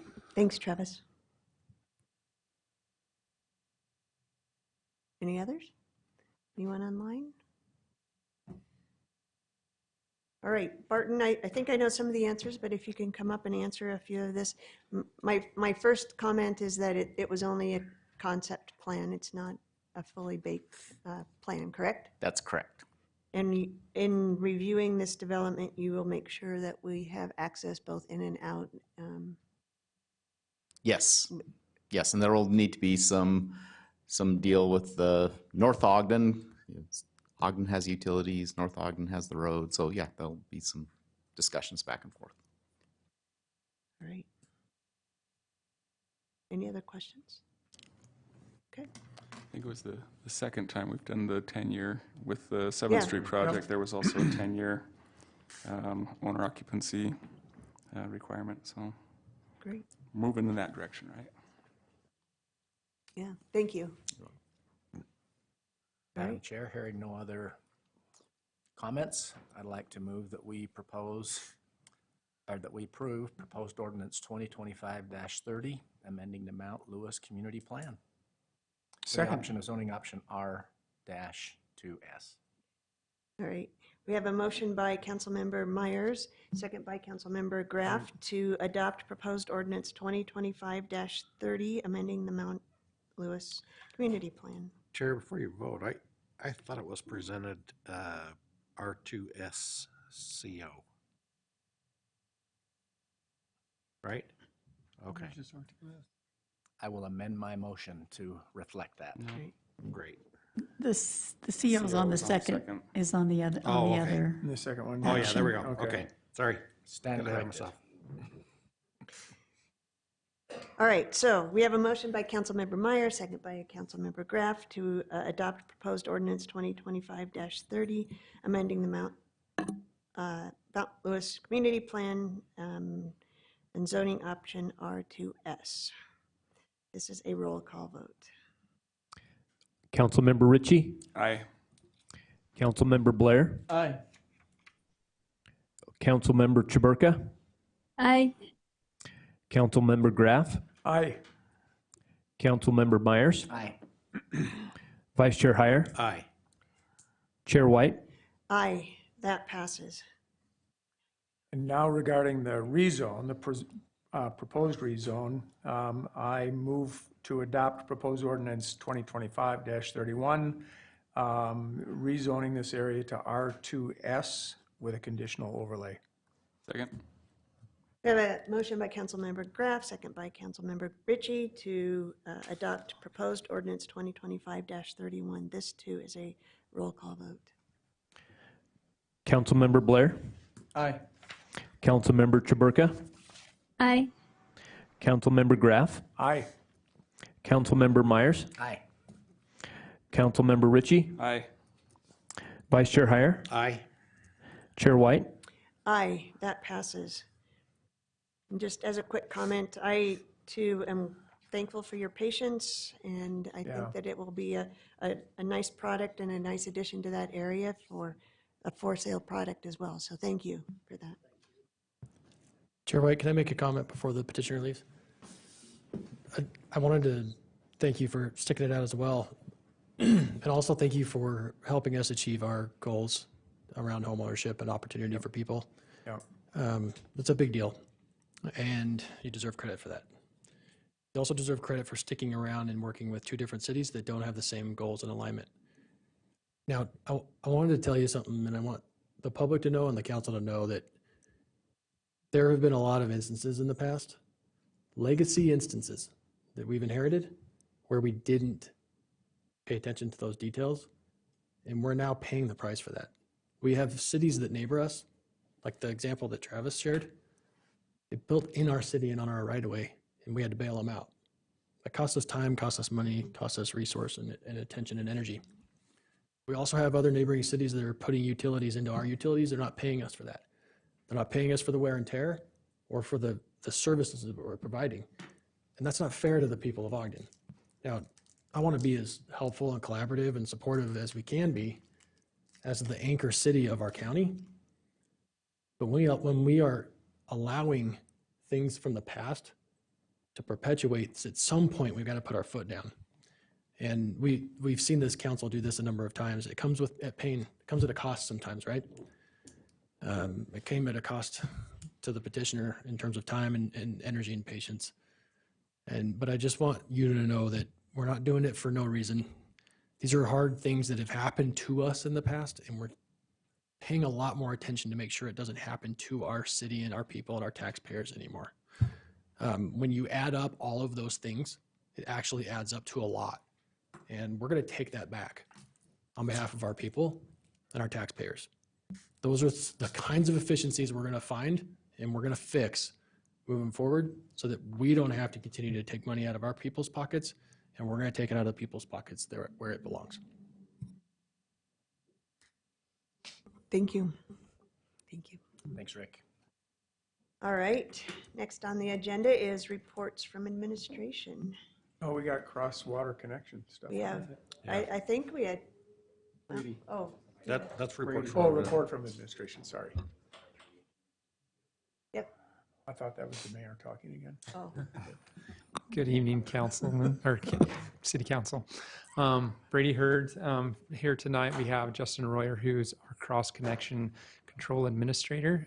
We are proposing an amendment to the cross-connection control ordinance for the city.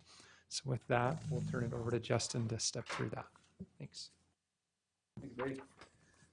Yeah, good evening, council and Mayor and Mara, and everybody in attendance electronically as well. Before I jump into my presentation, I just want to thank you all for having the Title IX, Chapter 4 in your hands, getting a chance to read through it, and all of your questions at the work session. So for the benefit of everybody in attendance, I just wanted to go over the ordinance update and kind of the key points of how it helps guide our position as cross-connection control administrators. So what is backflow? It's the undesirable reversal flow of water, and that can also be solids, any fluid or any gas. And what is a cross connection? So that's the direct or indirect connection between potable water and any undesirable source that we as the water purveyor have no control over. The cross-connection control ordinance, the purpose of it is that it is state and federally required. The EPA has passed down the responsibility of the Safe Drinking Water Act of 1974 onto the Utah Department of Environmental Quality. And so that encompasses the Utah Division of Drinking Water and their rules for us that legislative has adopted is the R309.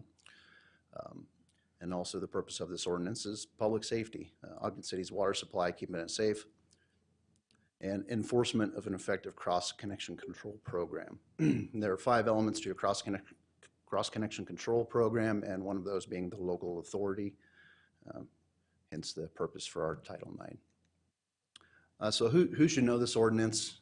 Everybody, well, all-encompassing.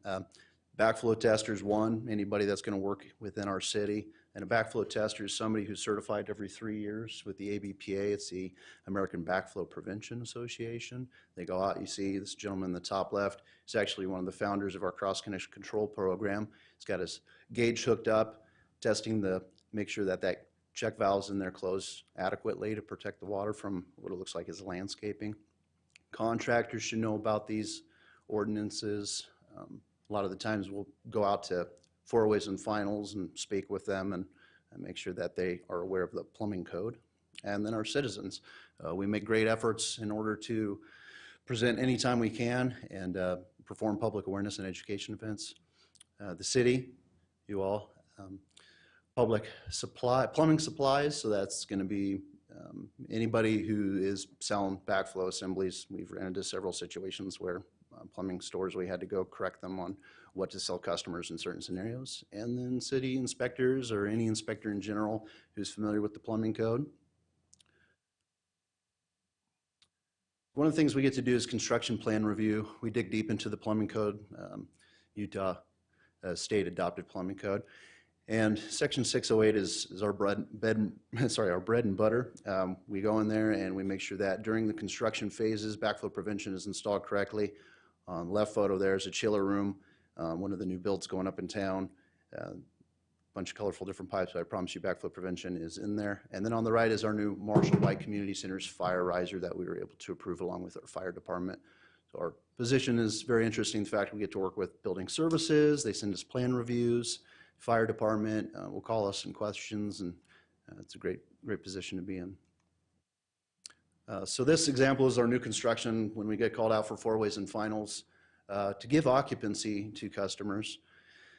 Left system there is a fire suppression, typical install, and then on the right is the building water supply as it comes from underground. It's called a pressure reducing station. You can see the backflow along the bottom where the white pipe goes into the floor drain. What we also do is work with our metering department. If water is caught being stolen from fire hydrants, the last portion of our Chapter 4 actually goes over this. You got to catch them. Obviously, they're illegally hooked up, and there's no meter or backflow preventer there on the left photo. We have no idea where that hose is going off to. It could be filling a water tank without an air gap. It could be sitting in a puddle of water. So that would be an example of an indirect connection. And the photo on the right is a typical meter hookup. Anytime these are moved or installed in the city, the other administrator and I, Joseph, we'll go out and test these and definitely repair them in the winter when they break. This photo is chemical dispensing setup. These are typically installed after people get occupancy. They'll have their deck-mounted hose there on the left above the janitorial sink below, and you can see they've got it piped with a flexible hose. That is incorrect according to the plumbing code. So we'll work with the Weber County Health Department to catch these things, make sure they have the appropriate installation, like there on the right photo. It's called a spill-proof vacuum breaker. And those are installed to prevent siphonage, much like a straw. It'd try to pull those chemicals into the water. We also clarify proper installations. This is one of our engineering standards. It's called a swing connection or a dual source connection. It's where if somebody up on the east bench has their secondary water and they shut it off like they did October 1st this year, then they want to say, I want my water, I want to water continuously, until it freezes. So I want to keep my grass green. They'll try to hook up a flexible hose to go between the two. We do allow that, but there has to be a very specific type of backflow assemblies installed. So we utilize this engineering standard that was designed to keep everybody safe. As an example of a swing connection right here. On the left, you'll see a backflow preventer in the top left of this box. They're not allowed to be underground, and that is not the correct type according to our engineering standard here called a reduced pressure zone assembly. And then on the right is a correct picture up along Skyline of a customer who does have the dual source connection with the correct type of backflow installed. We'll also find improper installations around town, some of them being installed upside down, unfortunately. So a picture on the left, you'll see along the top of that brass is the relief valve. That should actually be pointing down, just like the picture on the right. With that one has a plastic body. So we'll enforce the plumbing code and ask them to follow the installation criteria the manufacturer sent in the box. And this ordinance update does provide clear definitions and verbiage. Previously, I believe there was 8. It only went up to C as far as alphabetically goes, and now I think we have a little over 20. There's more references to the current plumbing code, Plumbing code is adopted every 3 years. I think there's been 11 variations of it approved by DOPL since 1991 is when the last time this ordinance was updated. So we're happy to see more reference to currently adopted is the verbiage we use. It does provide removal of verbiage referring to grandfathering, which can be dangerous in our world because a lot of people want to keep certain protections in place that are no longer approved by plumbing code. And public education and awareness, like this photo on our right here, this is where we went to the up to the Weber County Fair, and we spoke with the children, the water fair, and we were able to show them an example of siphonage, how when we open up a fire hydrant, it'll act like a straw and pull additional water from a home. The back side of our model, we have a little pool make up with red water so they could visibly see the water moving in the reverse direction. And so this will also help us with our continued enforcement. Again, these are very specific guidelines for our position in the city as cross-connection control administrators. So again, I appreciate your time reviewing it, and again, thank you very much. All right, thank you. Any questions for Justin? Sure, I do have a question. Chair, I have a question. I don't know if you can hear me. Yeah. Let her go. Yeah, go ahead, Angela. Oh, thank you so much, and I appreciate this overview again. I was curious, and I'm not sure who the right person to ask would be, but sometimes when we pass the ordinance just to catch up, with what's best practices, certainly I support that, absolutely. But I'm curious, would the cost of any of these changes, would people be able to apply for the help loan or emergency loan support if they need additional support to make these changes? Yeah, thank you for that question. I did reach out to the operator at the time who was dealing over help, and I think it's changed, the position's changed right now. But the help program, for everybody that's listening doesn't know, is the home exterior loan program, and I believe it borrows off the escrow of the home. So this does qualify. If people do want to install them, we do highly encourage residents to get these installed. However, with our manpower, keeping track of everybody residentially that installs them would be quite difficult. So if you have one and you test it annually, fantastic. Thank you. You're keeping the water safe. Your neighbors will thank you, and then send us what's called a backflow prevention report, just showing that it passes. We're required to keep those by state requirements. That's good to know. Thanks. Vice Chair Heyer. Yeah, you maybe talked about this, but I kind of missed it. I was kind of nerding out on your drawings and stuff. And but 60% of our citizens, their outdoor water sprinkling, is culinary only. They don't have secondary. And what kind of how does that protection work if they're culinary only? They don't switch back and forth. Is there something that's necessary for them? A lot of people believe that the check valves that are inside of their boxes are enough to prevent some sort of back siphonage. A lot of those are not what's called ASSC approved. It's the American Sanitary Engineering approval, the stamp that's kind of placed on every type of valve. So along with like the California State University is kind of where the hydraulics and the cross-connection control kind of was birthed in the United States, where a lot of that came from.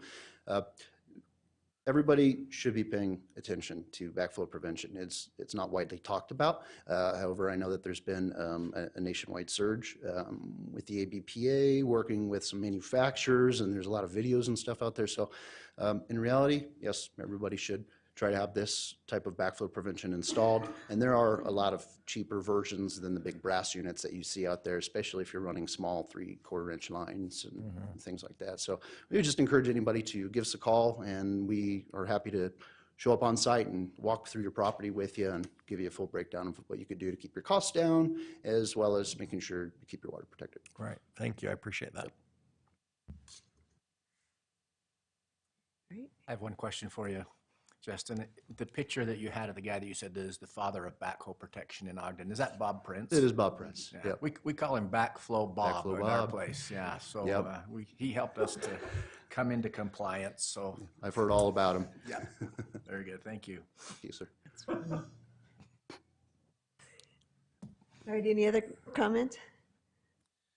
All right. Thank you, Have a Justin. good night. All right. No public input, so no, there's no public input to this.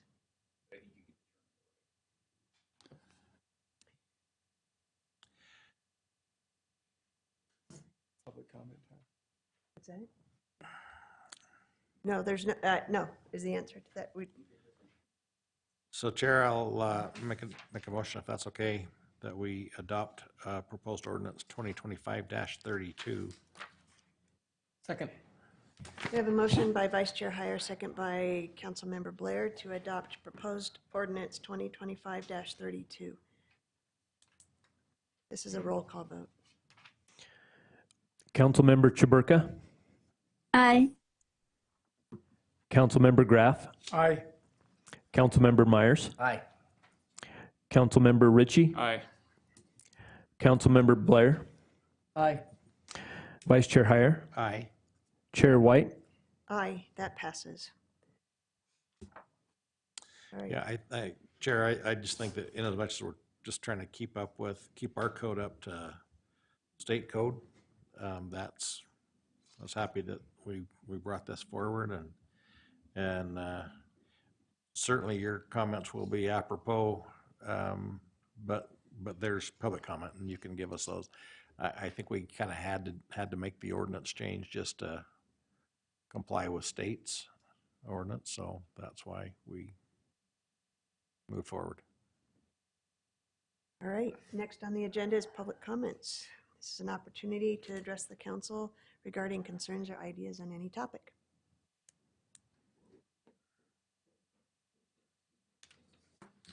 Hi, I think I studied rules and norms, so it was just public input, not public input, and it wasn't necessarily a public hearing and those types of things. So I think sometimes when there is not so much a hot button item, but as Councilmember Chaburka put, there's going to be a cost and impact rate, and yet nobody asked how many citizens is this going to impact, because the ordinance as now passed basically says, following this written notice provided by the chapter, meaning they'll send everyone a notice, the consumer shall immediately install an approved backflow prevention assembly or device at the consumer's own expense. Failure, refusal, or inability to immediately install the backflow preventer shall constitute the grounds for discontinuing water service to the premises until an approved backflow preventer assembly or device has been properly installed. And that's what you just passed. So every citizen right now, if we send them a letter that does not comply and it says failure, refusal, or inability, financial might be an inability, as Councilmember Chaburka pointed out. Oh, well, let's apply for a loan. But meanwhile, we're shutting off your water until you apply for the loan and possibly share all your personal information with us, and then it might get disclosed and it might be part of public domain, versus the simplicity of a special improvement district tax that could blanket the entire city. All the sidewalks, roads, and other curbs and gutters that were put in Ogden City in the early days were a special improvement district tax. The city didn't pay for it. The adjoining property owners paid for it over time.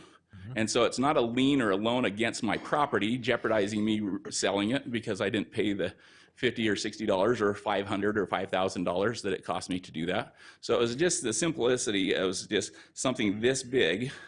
It was just a matter of input that says, oh, can we pass this with the consideration of doing a special improvement district tax?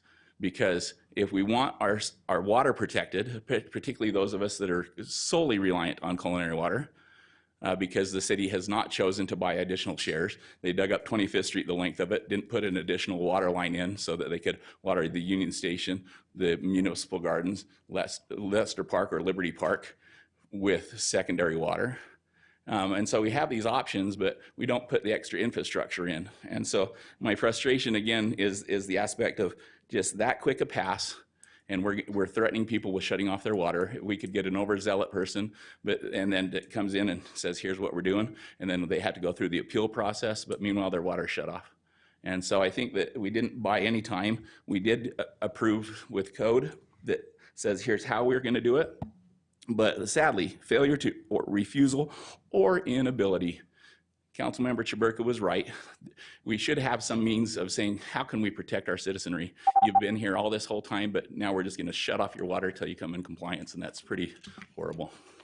Thanks, Travis.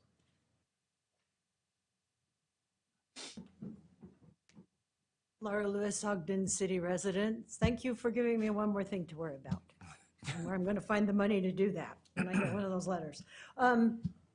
Mayor, my question is on the Wall Avenue corridor. Why are we doing that? My impression was it was safety. We were concerned about the people crossing the street. And when I look at that project, I think we're increasing the risk of safety. People getting hit by cars. Right now it's focused on 25th and Wall. That, when I look at those pictures, all those little islands are invitations to, hey, look, here's a place, let's jump across the street real quick, rather than worry about going down to the light.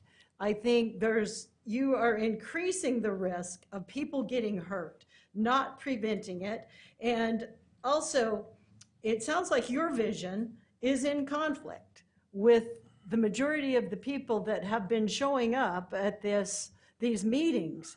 So what is the precedence there? Do we automatically just go ahead because that's what you want, or do we go back and reevaluate? We are the people paying for this, correct? At some point, we're putting money into this, our taxpayer money. And I understand the large amount of money it takes to go underground and do all these things. But if we're not increasing safety, why do it? Why do it? Why not postpone till we can do it right? The next thing I want to talk about is your recycling program. That's something I know a lot about. I was a packaging engineer for years. And I can tell you right now, and you can go on the internet and look anywhere, in the US, we actually only recycle 6% of our plastics. Plastics are very complex. Everybody has their unique formulas. There's different labels you'll see on there, but every vendor has their own special formula. If you notice on your water bottles, there's less glue on the label. That's just because that glue made that bottle unrecyclable. There are just too many factors to recycle that. Most of it right now ends up being burned, which is very toxic, especially polystyrene, or ends up in a landfill. And those people telling you, we saw it bundled up and going here, that doesn't mean anything. They could just turn around and sell that to a third world country, and they will then dump it in the ocean. So I would suggest, before you waste any more time and money following that, it's a great feeling. Oh, look, I've done it myself. I recycle, but I know the end results is not there. So I think before you spend any more time doing that, you really need to investigate that. And John Stossel has a great program you can watch on YouTube about that. And there's also CBS has done some things, but do the homework before you waste any more money on that. Great, thanks, Laura. All right, let's go online to Heath Sato.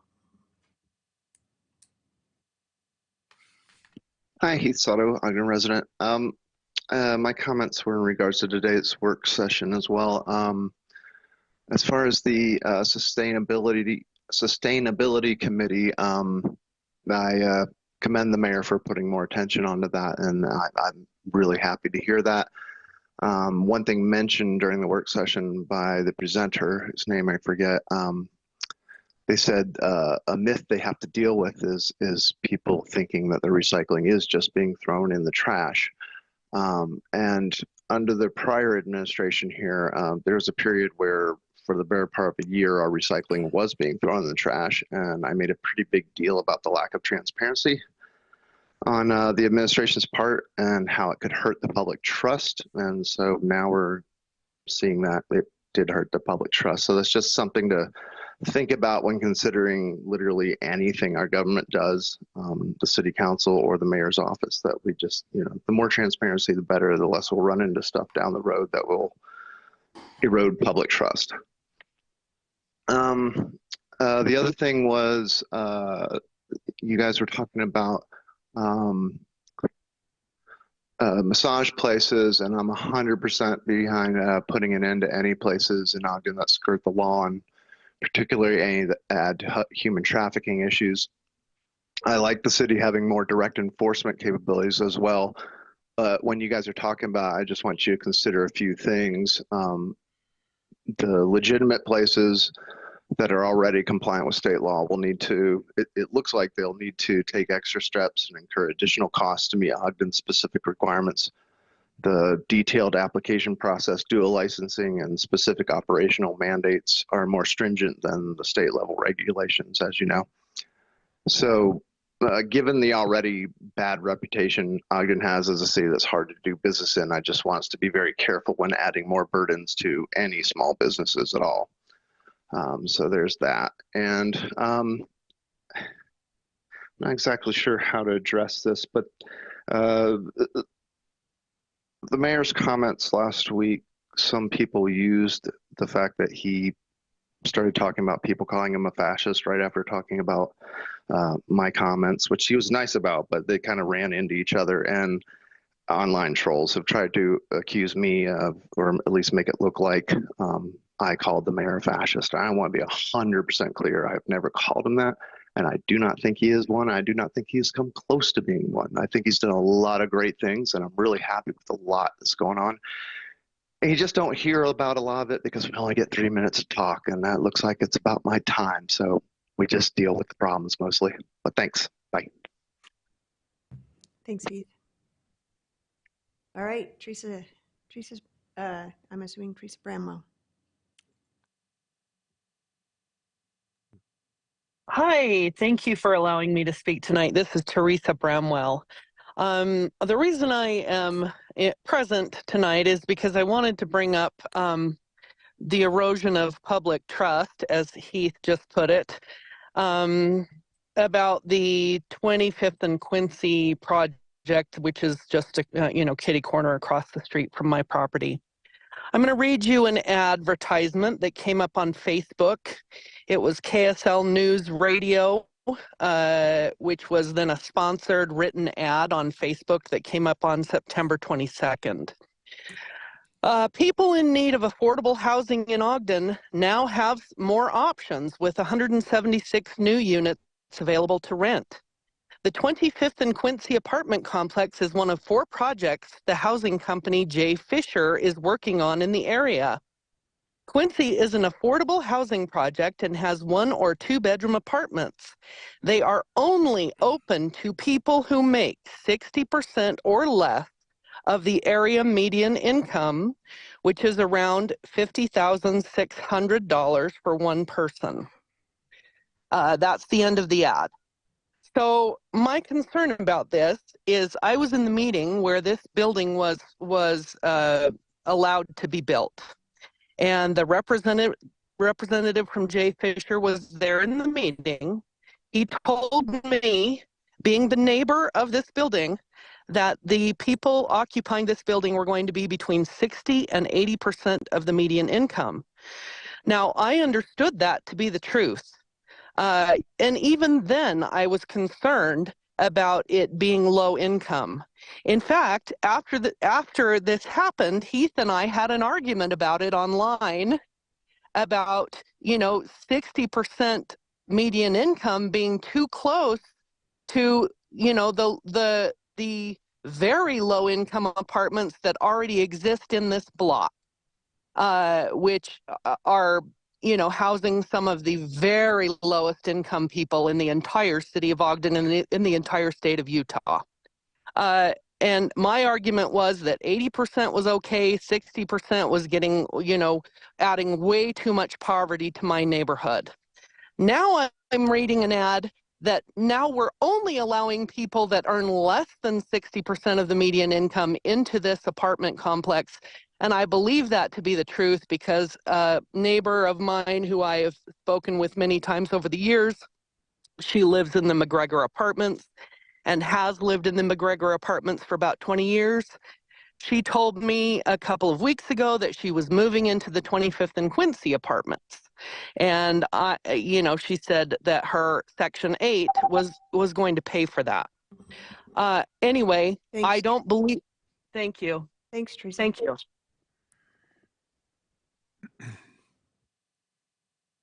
All right, anyone else?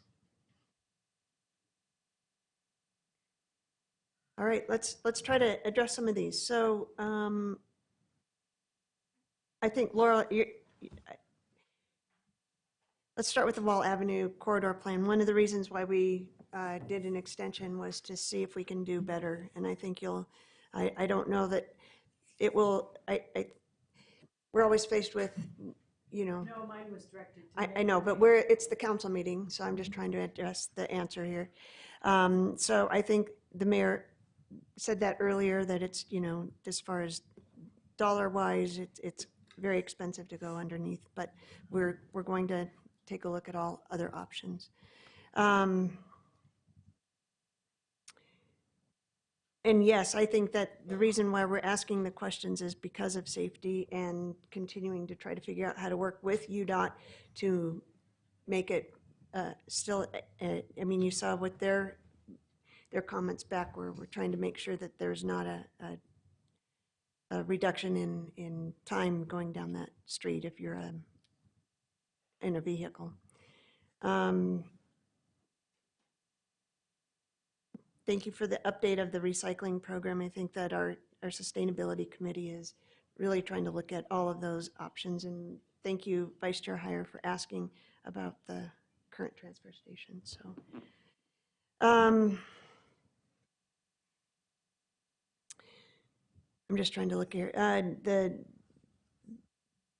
Travis, I think the answer to your question, I think Vice Chair Heyer has actually said it well, is that we were trying to follow what the state code was and what they're asking us to do, or at least following that. So, and offering a special services district is just one more layer of trying to figure out how to pay for those things. I don't know how we would be able to set up a special services district for the entire city.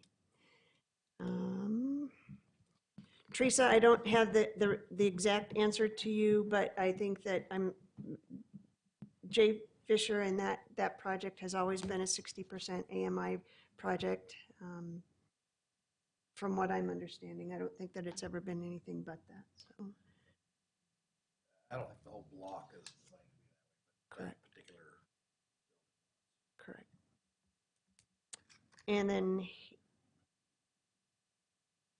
then Heath, I don't know how we can, we were asking a bunch of questions about the massage parlor and how or the massage business licensing.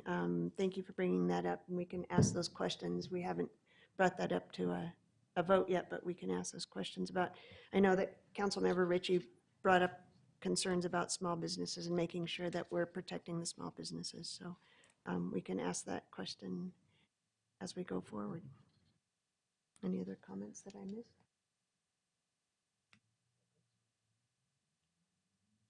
All right. Comments from the mayor. Can I yeah, just go say something?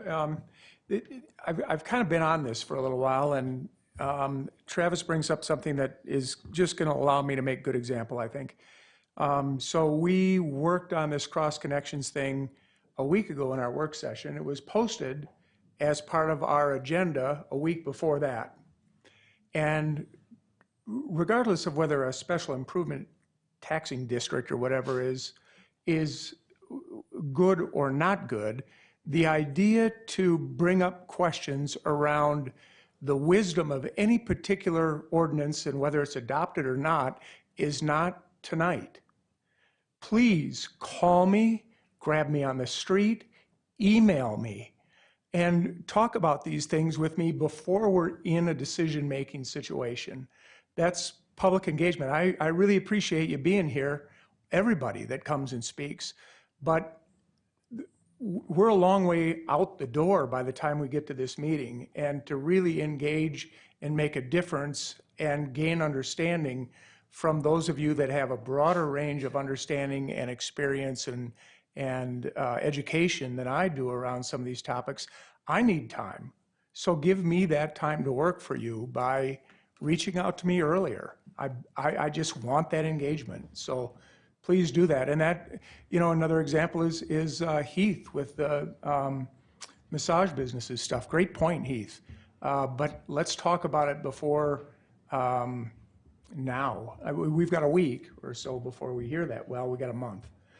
But the more time I've got as your council representative, the better job I can do for everybody.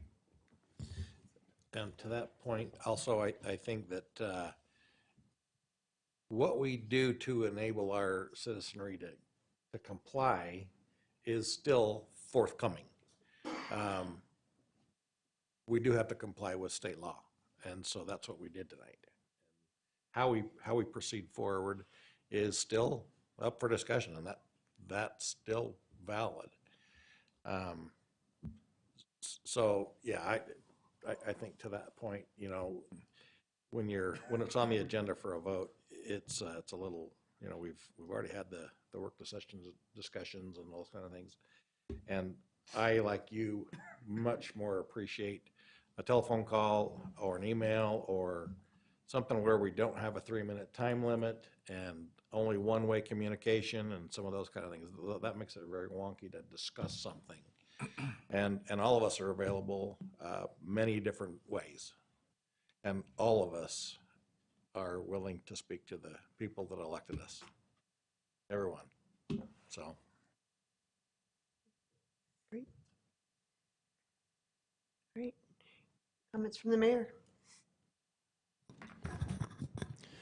Thank you. I've got quite a few notes here. I'll try to work through them methodically and make sure I cover everything. And then I want to share some thoughts about an experience I had today to finish my remarks. First, I want to thank Justin for coming out of the field and coming and giving the presentation and talking about the importance of backflow prevention. I think what's lost in the conversation is the importance of protecting our water safety. And one of the things that is also lost in translation is that sometimes people think we're hard to work with because we have rules that don't align with the state law or with building code. And so that creates additional burden and headache when people have to clarify why we are out of alignment. And then we have to clarify again that state law and code trumps ordinance, et cetera, and that the building code is adopted and updated annually, and that our ordinance needs to reflect that. These are the challenges and the circumstances that come with outdated code that needs recodification. So thank you for bringing that forward tonight, not only to press the importance of backflow prevention, but the reality and the requirement that that be in place was already there. We were updating our standards and our code to make sure that we're aligned. That's important for being easier to work with. It's also important for setting a standard and making sure that we're clear that infrastructure is a priority in our city and that protecting our people and their health and their safety is a priority. I also want to congratulate Ed Bridge. Ed was selected and announced to be our Deputy Director of Public Services. And Ed brings a completely different perspective that helps to round out Justin Anderson, who has a really strong engineering and infrastructure background. And Ed has a really strong background in recreation, open space, parks, et cetera. And it's really important in this city that we have leaders that are not just managing projects.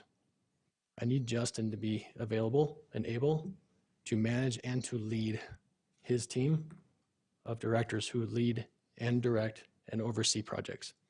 And this is one more step in the right direction for us as we transition toward an administration that has appropriate administrative oversight, leadership, and management skills and bandwidth in order to oversee the complex operations that we do. We have not had enough of that, you guys. We've got our best and our brightest and our most capable at the executive director level, overseeing things at the lower levels because of bandwidth and also because we have not had the right prioritization of the uses of their time. So that's an important move, not just for Justin, but for the city. And I want to congratulate and welcome Ed to that role. I also want to mention and recognize recent tragedies and grief that have happened in our city.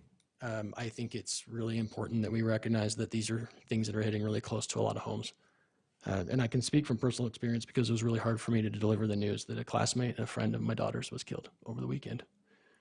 That was an emotional moment for my daughter, and no 15-year-old kid should have to wonder why they go to school the next day and their classmate's gone.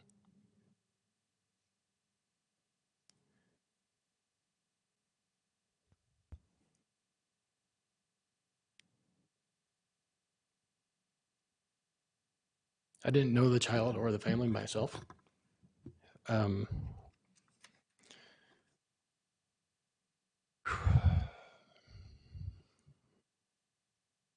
It's hard to keep coming to work and do the things that we do when things like that continue to happen. But it should really put some perspective in everybody as to what our priorities are and why we do what we do and who we do it for. We have more work to do to make sure things like that don't happen. And it makes discussions like some of the ones we've had tonight pale in comparison in terms of their significance. And so I want to make sure that we're always mindful of appropriate perspective. I also want to say that there are a lot of federal workers in our community that are struggling and suffering, and that every single day that dysfunction in Washington, D.C. continues is putting our families and our nonprofits in more and more dire circumstances. We've been working on retooling a utility bill relief opportunity for our federal workforce, anybody who is struggling due to furloughs. And we'll be unveiling that here shortly. But I wanted to let you guys know that we'll be repackaging opportunities that we created first during COVID to help meet the needs for financial hardships and putting that into place with the flexibility that's already allowed within our existing authorities. We'll also be announcing some opportunities and partnerships with nonprofit community and making some community resource links and opportunities available and consolidating that information for people to become more aware of, to reach out to people that can help during this time.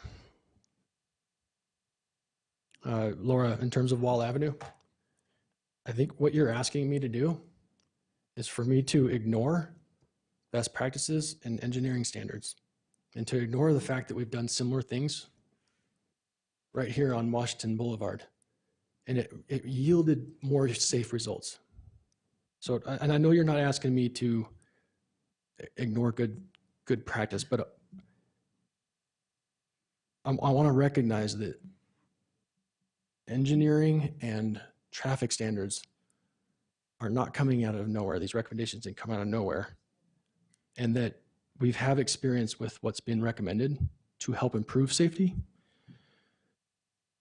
What I'm worried about, and this is not just my vision, Laura, this is a community vision that wants to prioritize Union Station. We heard loud and clear that we want to make sure that there's some level of connectivity between 25th Street and Union Station. That 25th Street, or that Union Station specifically, is the heart of our city, right? And that everything starts and ends right there. And I'm just speaking really matter-of-factly about the realities of $200 million. Oh, yeah. It's a ton. And for the one in Salt Lake. 300 million. there you go. Those are enormous numbers. And what I don't want to do is for us to make no progress because we're waiting for perfection. Now, perfection is something that I don't want to let go of. I don't want to let go of that dream and that vision. That's why I specifically said, make sure that we take every step to put that in the Wasatch Front Regional Council's long-range plan so that it has a place in our future still. But what do we do in the meantime? Do we do nothing while we wait? Or do we do something that's better and that it's progress? Now, this points to a paradigm that I brought in my administration, and it's why we're getting a lot of things done, in part. There's a lot of reasons for that. But we're no longer waiting for perfection that's out of reach, and we are taking steps to get us there, is how we're doing things. We can't do everything all at one time, but we are going to take steps. And when it comes to Union Station, I don't know how many times I've been criticized that we haven't done enough yet. The things that are holding us back is making sure that we're getting public engagement and getting public input right. Making sure that we're taking steps toward progress and we're doing it in the right order. And so I've asked my staff to lay out what are those steps, which ones come first, which ones come last, and why. Because once we take those steps and spend that money, you can't really undo that, right?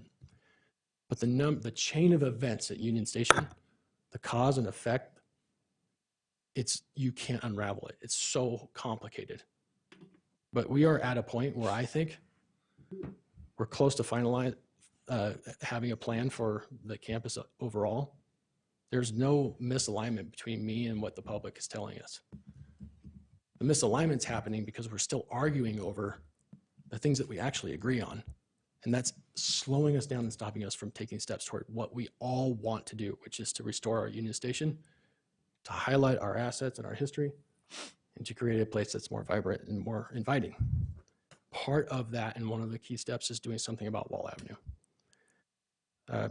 I don't know about the rest of the city, but I don't want to have to wait for $200 million. That's going to take decades to come before we start making that progress.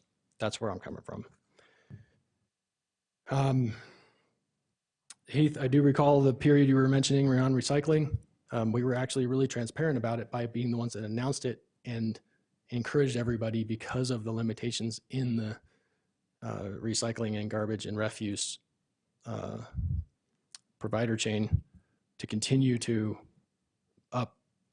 keep up with that habit of recycling, even though they were going to the same place, so that when we brought those services back online, we wouldn't have to undo any other bad habits.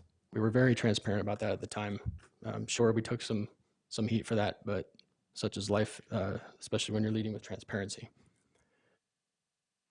I want to be clear too for Heath that Heath did not call me a fascist. I was responding to comments that Heath made about our city newsletter at the time. And we have seen some comments online that have suggested that I've traded my character and my integrity for positive press. But I hope nobody feels that way. I think that the newsletter has been received with incredibly good reception overall. And but I do want to be clear that Heath did not call me a fascist. There are others, however, not associated with Heath, that did refer to me as a fascist, that did refer to me and compare me to a North Korean dictator. And that's the kind of rhetoric that actually is pretty dangerous for a city and for any community. And that brings me to the experience that I had today. And bear with me for a moment, because I've got some thoughts to share here. I spent 2 different periods of time today at the Circles USA conference. This is a national nonprofit that helps local communities eradicate poverty in their city using proven methods and models. They held their national conference here in Ogden, and they invited me to speak, 1, to welcome them, and 2, to participate in a panel. Now, in that panel, they asked a question that I think has relevance to some of the dialogue that's happening in our city tonight, or today. It's been happening in our city for quite some time.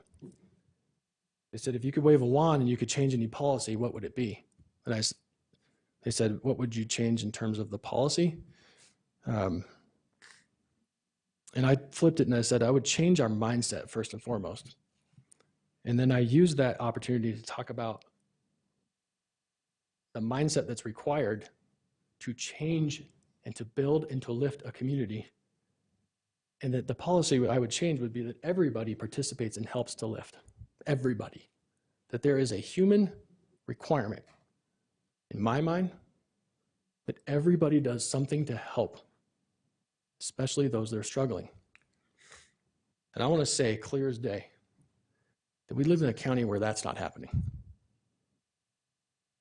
We live in a county where we have some cities that provide 0 deeply affordable and permanently subsidized housing units. 0. Meanwhile, in Ogden, we support the Lantern House, we support St. Anne's, we support a youth futures homeless shelter for kids, we support YCC to make sure that we're protecting victims of domestic abuse. We also support a veterans shelter. Did you know that just today, I asked for a GIS analysis, and so far we've identified 65 housing projects in Ogden. And that number's rising because we're finding more and more as we look. And I bring that up because we think 82% of subsidized housing units for Weber County are in Ogden, even though Ogden represents 32% of Weber County's population. 82%. But I actually think the number's higher. when you start to do the analysis using the GIS tools that we have. The next closest city to Ogden is 5%. There are 6 cities with 0%. And I bring up the youth, the conference today, the Circles USA, because when I said that everybody should be participating, the entire room was nodding. These are national experts. When we talked about housing policy and that you can't pack poverty and expect people to find a way toward prosperity, they were all nodding. And yes, that is the way. You cannot pack prosperity, nor can you pack poverty and expect people to have a pathway toward success. But everything is ensuring that Ogden is the only one that provides services and helps people lift. And we put our foot down. We had an example tonight where we put our foot down on a neighboring city so that our people stop paying for services and infrastructure for neighboring cities. That's coming out of our people's pockets. We're changing that. The impacts of homelessness and housing have been borne and bared by this city and this city alone for far too long. We are bearing the brunt of regional impacts and regional suffering. Meanwhile, we are accused of being heartless and not providing for those in need because we made one decision to put our foot down with a housing authority that doesn't have the authority to operate in our city without our blessing, while also working with the Ogden Housing Authority that was housing 56 people at the Solace Project. We blessed that, supported that in our city, in coordination and cooperation with the Ogden Housing Authority. It's set up so that we work with the Ogden Housing Authority to do housing in Ogden, and we will continue to, while the Weber Housing Authority works with cities outside of Ogden City in Weber County to make sure that everybody participates and everybody lifts. If that had been happening for much, much longer, we wouldn't have 6 cities doing 0%. And the next closest to us being 5%, while we do 82%, probably more. That's how we ended up with 65 housing projects in Ogden and next to none anywhere else. So yes, we're putting our foot down, but we're not stopping in our services. I want to read a few notes that I've been able to put together just today. Our public safety personnel, our community policing bureau, you could practically rename as our homeless bureau. We have 12 FTEs, that's full-time equivalent police officers working almost exclusively on homeless issues and the impacts that come with it. That we also have 9 EMTs in fire, 2 homeless medical advocates in fire, 3 homeless service advocates in police, for a total cost of $3.2 million annually. That's a lot of expenditure and a lot of impact. We are helping to house people every single day with our homeless service advocates. No one else in the state is doing that, but we are. We also have partners doing the same. And we're housing more people than anybody else, all at the expense of Ogden City taxpayers and Ogden City's people. And we're going to continue to do this. We have additional costs. We run a justice court for homeless court services. We have parks that require cleanup. We have vandalism that needs to be responded to and repairs that need to be made. We have street crews doing cleanups. We have code enforcement doing cleanup related enforcements. We have extra security patrols in the contract to make sure that vandalism prevention doesn't happen. That costs money. We have a contract with a third-party service provider to do cleanups when we don't have the bandwidth and the personnel to do it. That's almost $200,000 a year. We're standing up a mobile care unit that's being built right now, and we hope to have active here in November. We have miscellaneous public safety equipment, supplies, and training for a total cost of over $500,000, you guys. We host Code Blue in our city because no one else will, and we continue to step up on a temporary basis, hoping someone else will step up, and they continue not to. We're building a permanent shade shelter at the Lantern House at their request to help make sure that people are protected when they're not inside the shelter. Our homeless advocates have made and recorded over 3,000 contacts, and we keep about 300 active clients at any one time. Police have addressed 2,506 transient-related cases that have required 2,060 follow-up visits from our police department. These things are not free, they're not cheap. Just the things I've mentioned just now are over $4 million in annual impact and costs for us.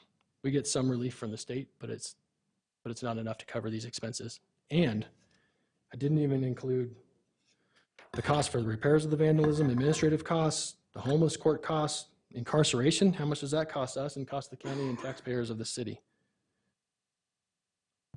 What does it cost to follow up on parole? How about the victims and the cost of the victims and the cost of businesses from all of these issues? How about the restitution that never gets returned to the people that are the victims?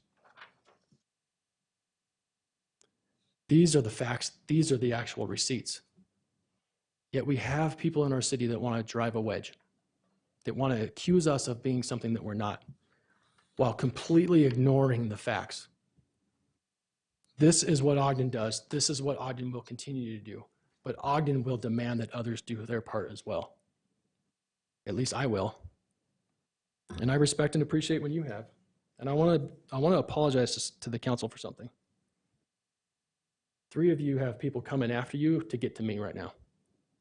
You deserve better than that. You've been critical thinkers.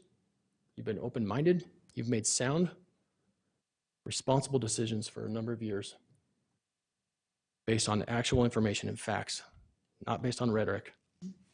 You've done the right things for the right reasons. Have we been perfect? Of course not. That's just the reality of governance. But one of the other things that we talked about in our session today with the Circles USA group is that cities across the country are suffering because of the rhetoric. This city deserves better. And I hope that the people of Ogden recognize that rhetoric is not leadership, that leadership is hard, that public administration is hard, and that it requires thoughtful, careful consideration and decision-making. And in so doing, we are representing and standing up for the people that elected us, especially when they're not here to speak to us, when we are connected enough to recognize that people are not here to speak for themselves and we must speak for them. That's actually us speaking and standing up and serving people, our people, especially the people that can't be here to represent themselves. That's enough for tonight. Thank you for giving me an opportunity to share that information. It's just a snapshot into the things that we do as a city that we never get credit for.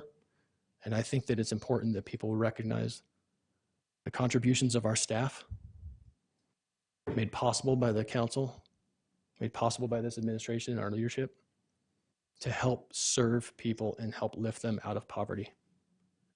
That conference came to Ogden for a reason, you guys. It came to Ogden because we're doing a lot of things right. And I just want you guys to know that even though that's not always what you read or what you hear in social media, that is the reality and that is the truth of the work that we do here. And I thank you for that, and I believe that we as a community are blessed for that. Thank you. Thanks, Mayor. I dare any council member after again. Follow that. Yeah.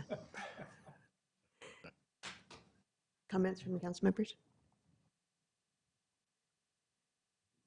Mayor, I just thank you. I appreciate those comments. I had the opportunity, and I shared this with you in an email, but I had the opportunity to host a mobile tour coming up here with people from all over the country coming to Ogden, and it was really, really fun to have them. And I don't get to experience this as much as maybe our CED team does, but it was fun to have them ask the questions about how are you doing this? How are you making this happen? How is all of this happening? Wonder Block, and explaining to them that it was out on the limb, kind of a joint venture that Ogden never had done before, and a public-private partnership. And they were asking questions about what are you going to see, and how are we going to rebuild the museum, and so that we're going to tell the stories. They were able to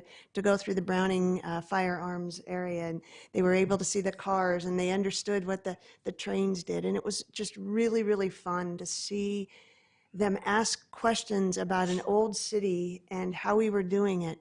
And all I kept saying is that we think outside the box. We try different things. We realize that we need to keep our historic nature as far as what we are, our historic being, with the Union Station being one side. We were showing them the Forest Service building and talking about the architect from there and trying to have them understand why we want to keep those historic buildings. And it was just, I want to thank you for your staff to take on some time to have these guys come up here. We toured the Marshall White Center, and they thought that was the most amazing building. And I can't remember. Was it Lalani? Is that right? I can't remember the woman that helped give the tour, but was the granddaughter of Marshall White. And they were like, no way. This is like, they couldn't believe that somebody wanted to come here and stay here and be part of this. And it was just really fun. In fact, the next day, Mayor, I ran into a couple of those people, and they had been on several mobile tours, and they said this was one of the best that they've ever been on. And I know we talk about the secret sauce of Utah, and we get to talk about that, but I really believe in it. I believe that we're doing the right thing, and that you're right. Sometimes some of the things and the efforts that we do are hard, and we try really hard to make a better Ogden for everyone. And it was fun to see people's eyes light up and see that other people are seeing it as well. So thank you. And thank you, David, and your staff. And please, if you could tell, Ginger and Lalani, thank you as well for doing that. But they even gave gift bags, you guys. They even gave swag. I mean, they were like, no way, this is great, Ogden swag. So thank you. They thought they were pretty special that day. So thank you. Any other comments? Motion to adjourn. All right. Chair, can I make one clarifying comment before you adjourn? Yeah. I said that the three of you are under attack. I want to make it clear. I'm not insinuating that Heath is personally attacking you, but I do believe that there are forces amongst us and organizations in this city operating under the direction and the guise of the Utah Democratic Party to attack us, attack our character through half-truths, to make it appear as though we are not responsible decision makers or governors or government leaders. That is not the case, but there are people in this city doing that, and it is driving a wedge, and it's creating cracks between us and in our city, and people fall through those very cracks. That is not something I'm willing to tolerate. I am not going to govern toward rhetoric and capitulate to pressures, especially when they are based on half-truths. And that is not aimed at Heath. It's aimed at others who are purposely driving wedges in our city. Thank you. Motion to adjourn. Motion by Vice Chair Heyer, second by Me. Councilmember Blair. This is a voice vote. All in favor? Aye. No one opposed? All right. Thank you.